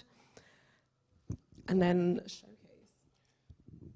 Yeah, so basically for our showcase, I guess the biggest aspect within our project was speaking with the community and getting their perspectives and insights as opposed to just making assumptions, particularly around climate crisis. And yeah, so I guess these are some of the data that came true from working with our participants.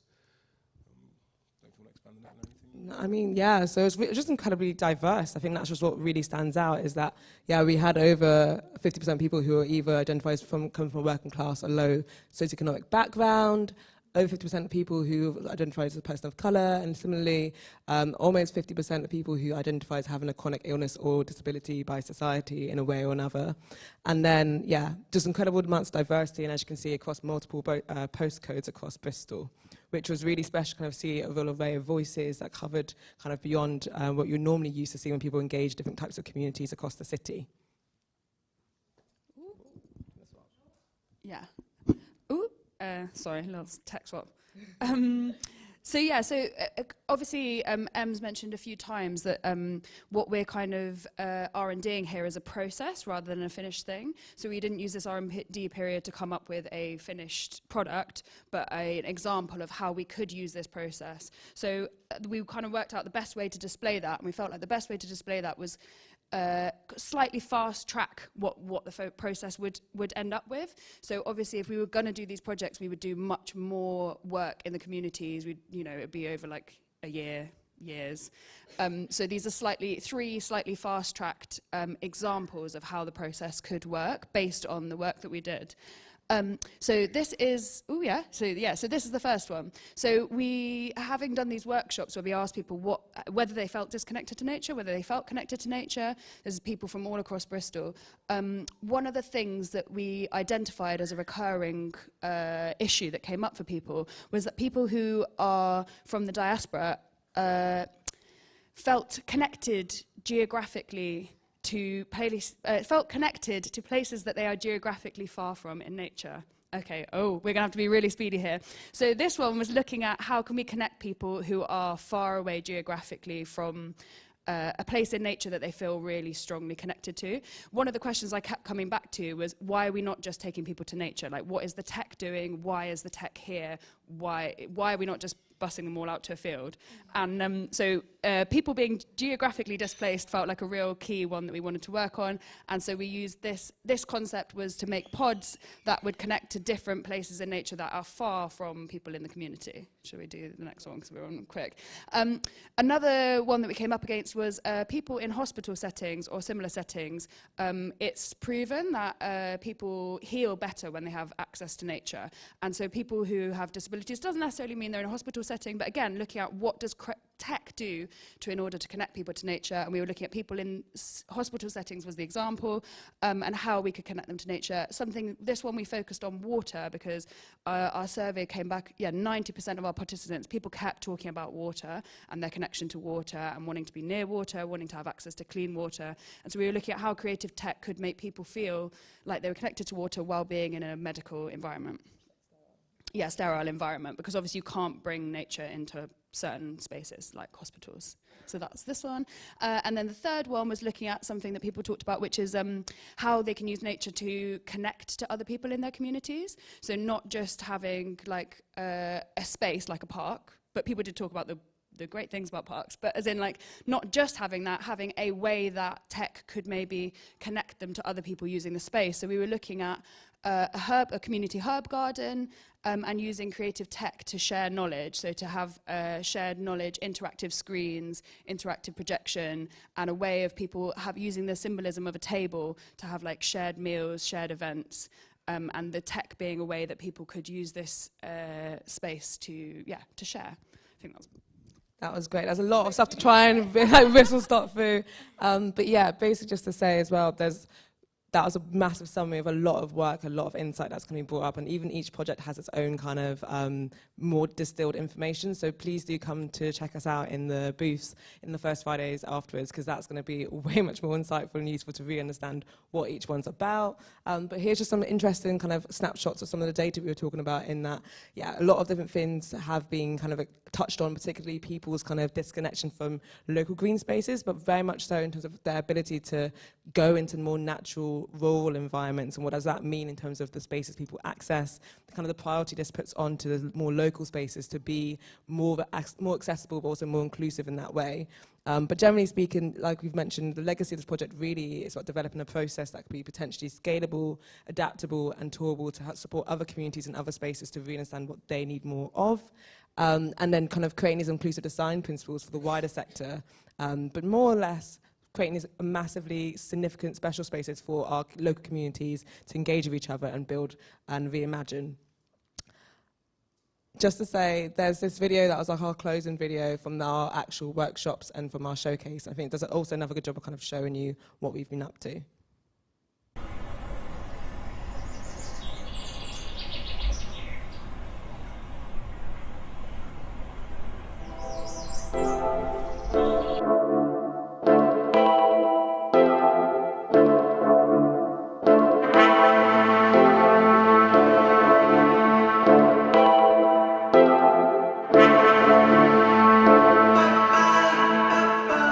The workers are being where they're at, and part of that journey we give them how to create those first-hand personal experiences with them around nature, connected to nature, and that over time my only hope is that that helps them build a desire to have and want to protect nature.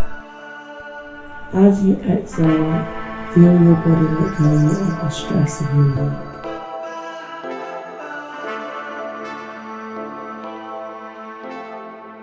I never really felt connected to green space together.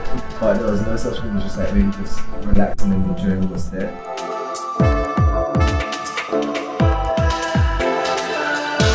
Community garden that people feel that they can co-create and contribute to, that felt like a safe kind of anchor point for community. Establishing that food security.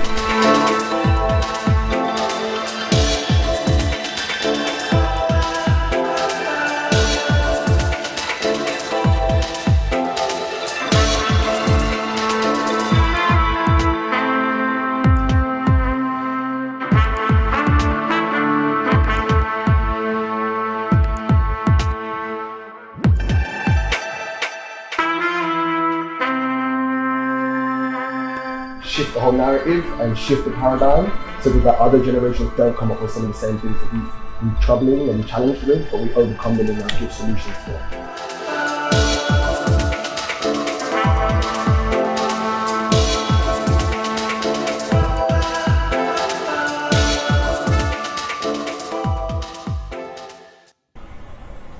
Thank you.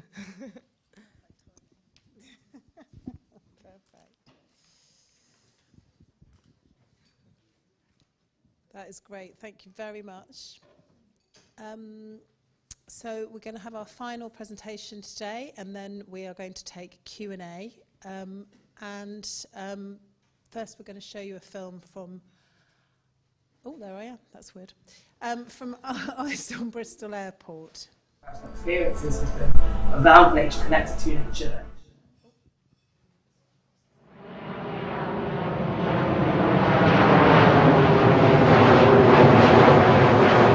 So the basic problem is we don't trust Bristol Airport. As part of their planning permission, their recent planning permission that they've obtained, they've got some planning conditions, and amongst those are limits to the number of night flights. The problem is who's counting? Every time a plane takes off or lands, it's captured on a transponder by the runway. So we decided to try and make this information more accessible through a website that will show people how many night flights have happened in previous night, in the previous month, and in the previous year, to check that Bristol Airport is sticking to their annual limits. They know they're being watched in a way that they can't pull apart and say, well, this isn't very statistically evident. It is, that's exactly what it is. It's drawn on data that's, utilised by Oxford University, etc., etc. So you couldn't get a more legitimate source than what we are providing. We're seeking to address really the fact that we've had this long fight against Bristol Airport, against them expanding, and eventually the inspectors have said that despite the harms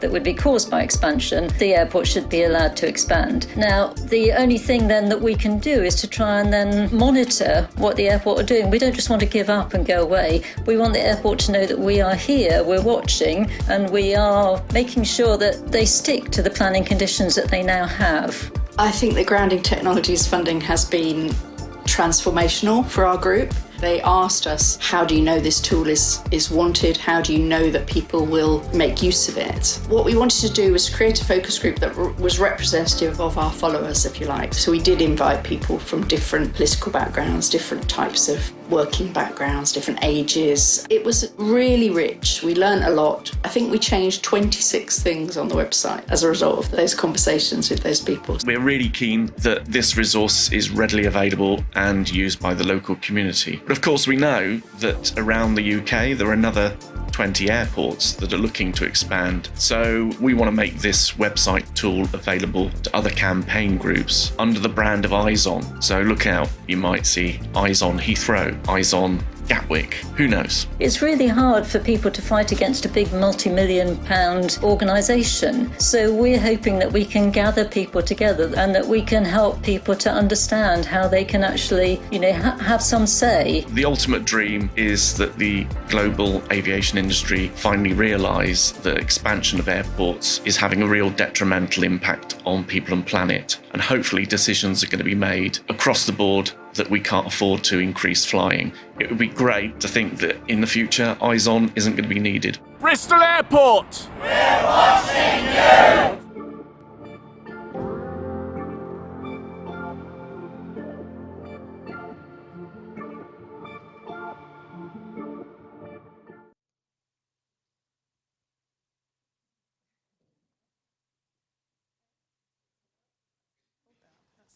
Thank you.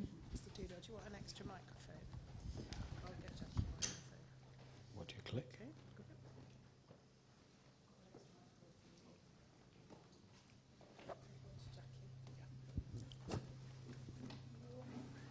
Click that to go forward. I think so. It's slightly mysterious. Dawn.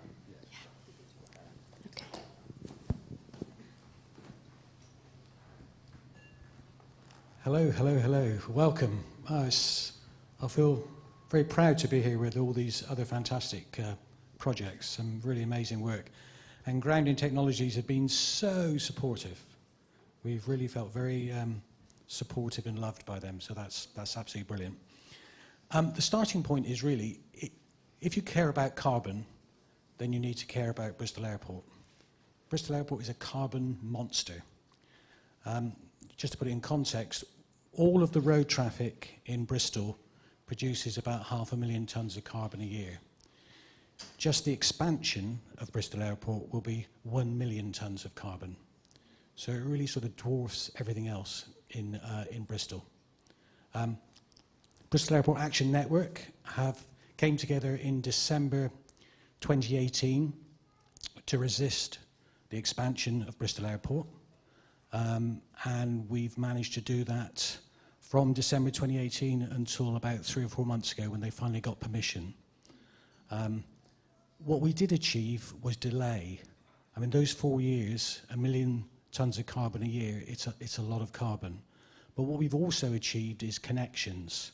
And this project has grown out of those connections.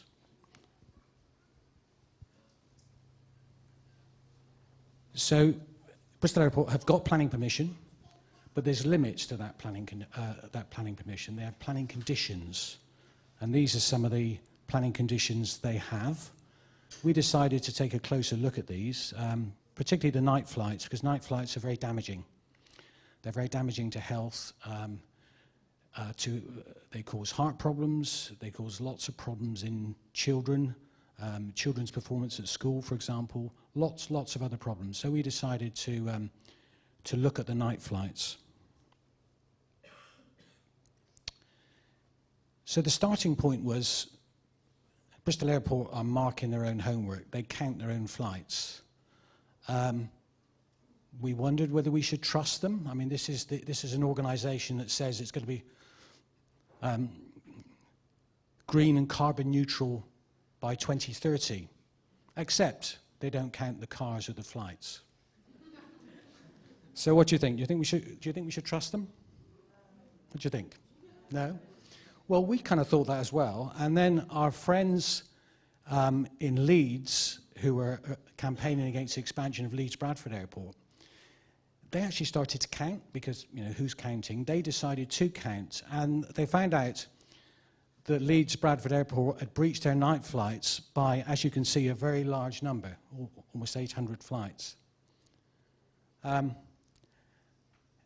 Initially, the airport apologised, but then they found out that actually they'd been breaching over a 10-year period. So the Leeds Bradford Airport's response was to say, well, as we've been doing it for a long time, the conditions no longer apply. So that made what we were trying to do, even in our view, even more important. I'll hand over to Jackie. Don't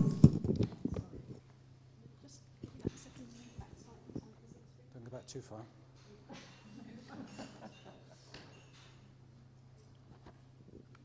Okay, so I'm going to talk about one of the big impacts for our team, really, of being part of this project. Because we've been working together for quite a long time and we've been incredibly focused on our court cases and, you know, rallies and all the rest of it, we haven't had much time to sit back and look at ourselves and look at how, get an opinion of others about our work and what's useful. And one of the things that Grounding Technologies has really done for us is it's made us ask questions about ourselves from the most basic, like I said in the film, of, you know, do people actually want this tool? And we went, oh, I don't know, we haven't asked them. So what we went on to do was to do a survey which had a large number of reports from our followers, and we put together two small focus groups in the end. And we found out a few things that were incredibly helpful to us. So finding out that 96% of people would use this tool was really encouraging. We thought, oh, it's okay, we are on the right lines, we're doing the right things.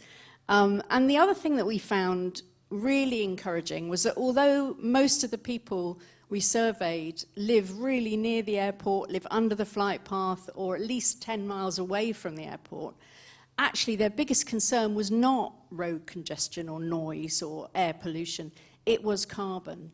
And so it allows us to now say, this is not a NIMBY project, this is not a don't build this in my backyard project, unless you consider the whole world to be your backyard, which we do.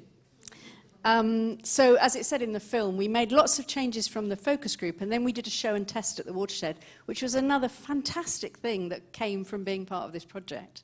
And we made 16 more changes to the website after that. So I will click for you, yes. So before we kind of reveal the website, you saw a few snippets of it previously. A few words about what it shows. And we have a QR code, so get your phones ready. We're indebted to John O'Lawn from City Edition Studios, who's sitting at the front, for his advice and brilliant work in turning, you know, our vision, what was in our heads, into an engaging website. The first thing that's going to strike you is that it's a black screen as a background, and this is designed to make the website as energy efficient as possible. And which means, yeah, it's a bit odd because you're probably used to seeing brightly coloured screens, and that means when you're using those screens and clicking through the website web pages, that's actually taking up quite a lot of energy. So what we've also got is one page that scrolls down, and again, that's an energy efficient device. It's always been our plan to expand. We're looking at Bristol Airport, but we know there's 20 other airports in the UK that have plans to expand. And beyond that, we know that the open source data that we've got is European-wide. So this application could go across Europe. And to do that, we would need some funding. So if you know yourselves or know somebody else that might have some funding, please contact us later. Yeah, so thanks to Jono and to Joanna Booth, who has been our data wrangler. So if you'd like to just,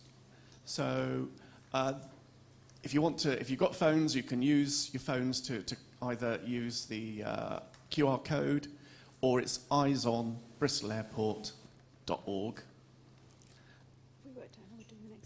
And Tony is going to just switch to the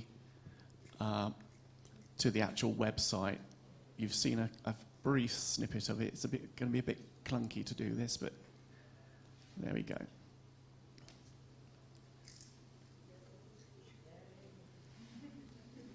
It's going to come up on screen. And the beautiful thing about this is, as your cursor moves, so do the eyes. Spooky, I know, but we thought really engaging. It's made you laugh. Hopefully you'll come back time and time again.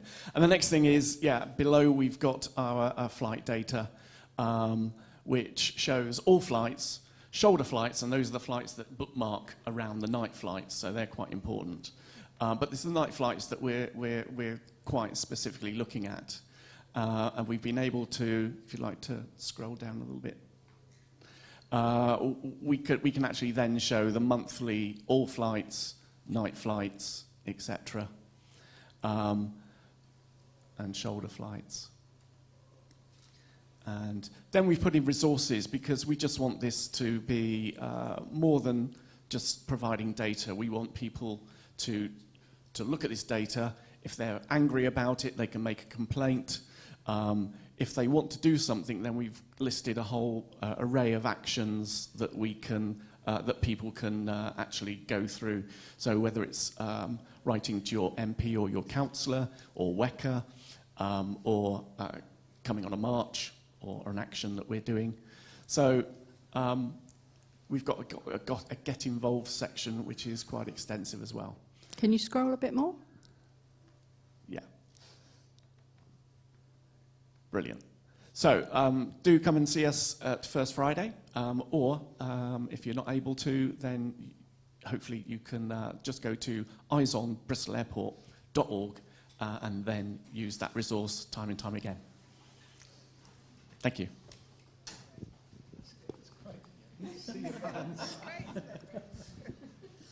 Right, who's staying up for Q&A? Yeah, I don't mind.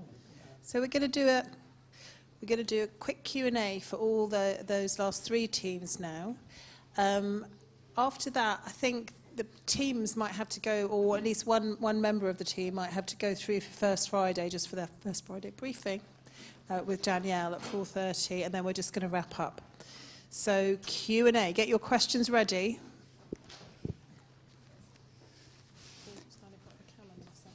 Who are we missing? Ah, there we go. End of a long day. Yeah, as always, as I said before, we've only got like 10 minutes for a Q&A, but please do come through to First Friday where you can have actual more deep conversations and play with some of the stuff that these guys have showed today. But does anyone in the room or online have a question for one of our teams? Melissa, can you bring Mike over here? Sorry, I was clickering. Hi, just be intrigued to know about your ongoing relationships or not with Bristol Airport. How are they reacting to this? They basically avoid us. They spent 4 years avoiding talking to us on any media. They basically have withdrawn from the whole process. So they claim to listen to stakeholders. I don't really think that's true. Any other questions in the room or online? Over here.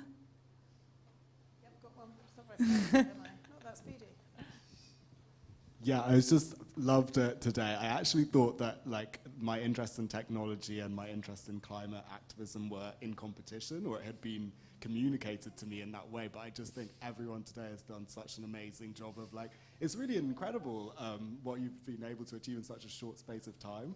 And I guess my question was just around like if you'd been inspired by any other groups and like can see collaboration between each other in this project, or like yeah. Yes.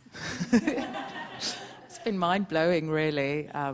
Just the journey everyone's been on and the little touch points that we had, and yeah, what everyone's achieved. It's been extraordinary, so thank you very much for the opportunity.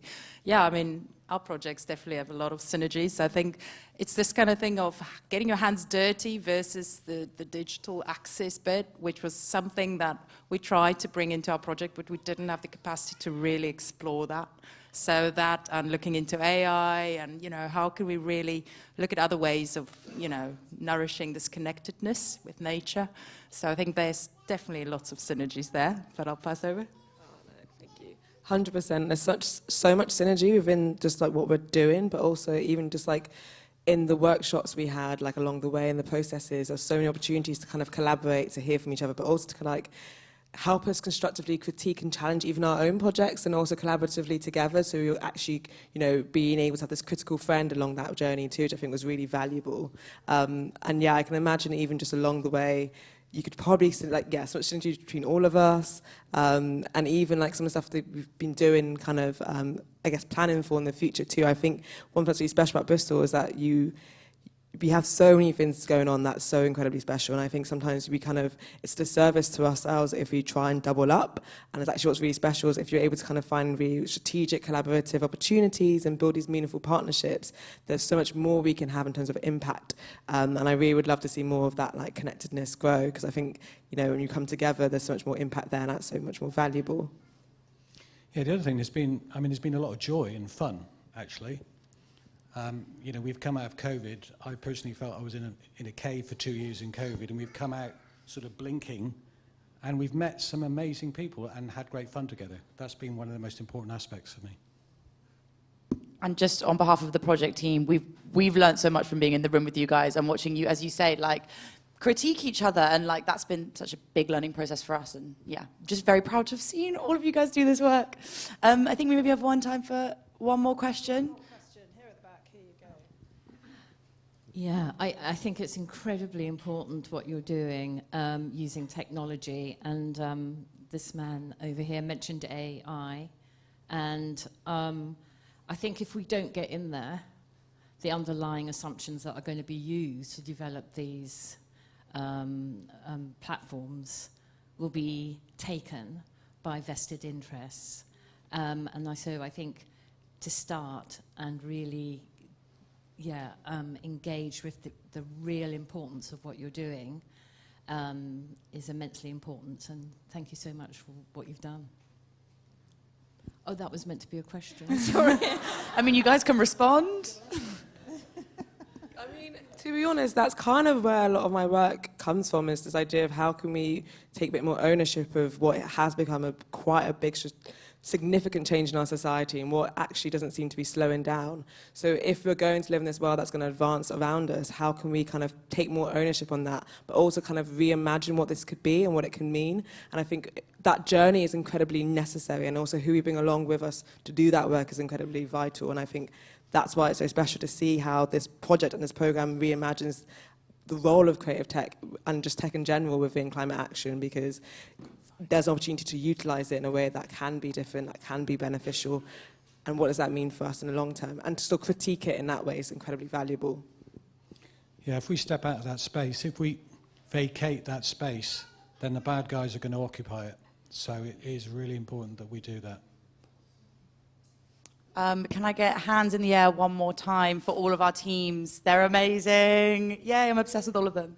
I'm just going to ask again if one person from each of the project teams could go through to the studio to help us prep for First Friday in time so that we're ready for when everyone comes in.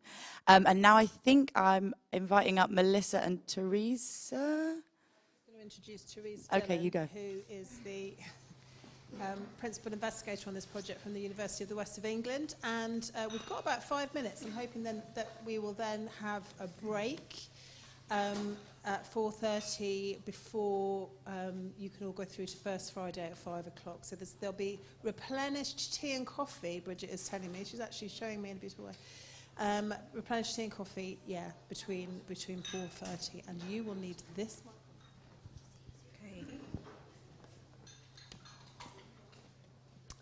Thank you all for being here and staying with us till this time, and I hope that you can have a celebratory drink with us as well as we close this part of the event and move towards the First Friday. I was given the task to do a little bit of rebel rousing at the end and to keep it to 10 minutes, and now it's 5, and I know, right? But I just wanted to say that there's multiple arms of this project that are really difficult to kind of capture all of the richness and the wealth that kind of has unfolded within the last 10 months.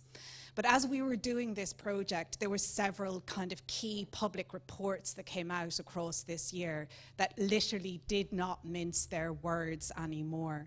And some of those to kind of just step into what one of them calls the doom loop in a way, to just emphasize the kind of urgency of where we're at this particular moment in time. So the Institute of Public Policy Research, the independent think tank in the UK, stated this year that it is a strategic risk that we are not able to collectively imagine alternatives that can transform the moment that we're at in this day and age in terms of climate and ecological change. And one of the things, I sat at the back of the room for today, almost at moments both proud and in tears, to think, actually, you know what? We are showing through these projects, through these 6 projects, that we have that imagination. And I just want us to once more put our hands in the air for that, because that is what we did, team, Grounding Technologies, all of you. That's my rebel rousing. We showed where transformational change through place-based just climate action can actually happen. And for 10 months, we sat in our team thinking, what do we mean by this? We put out a call 10 months ago that said mundane technologies. And we were like, oh, what my gosh, everyday, mundane, what is this about? Yeah? But you know what? That mundaneness aligns to a whole host of things that are really important. It means celebrating the everyday. It means celebrating that touch to nature. It means connecting with the people that are in your place. It means using what you have in your pocket. It means resource fairness. It means equity.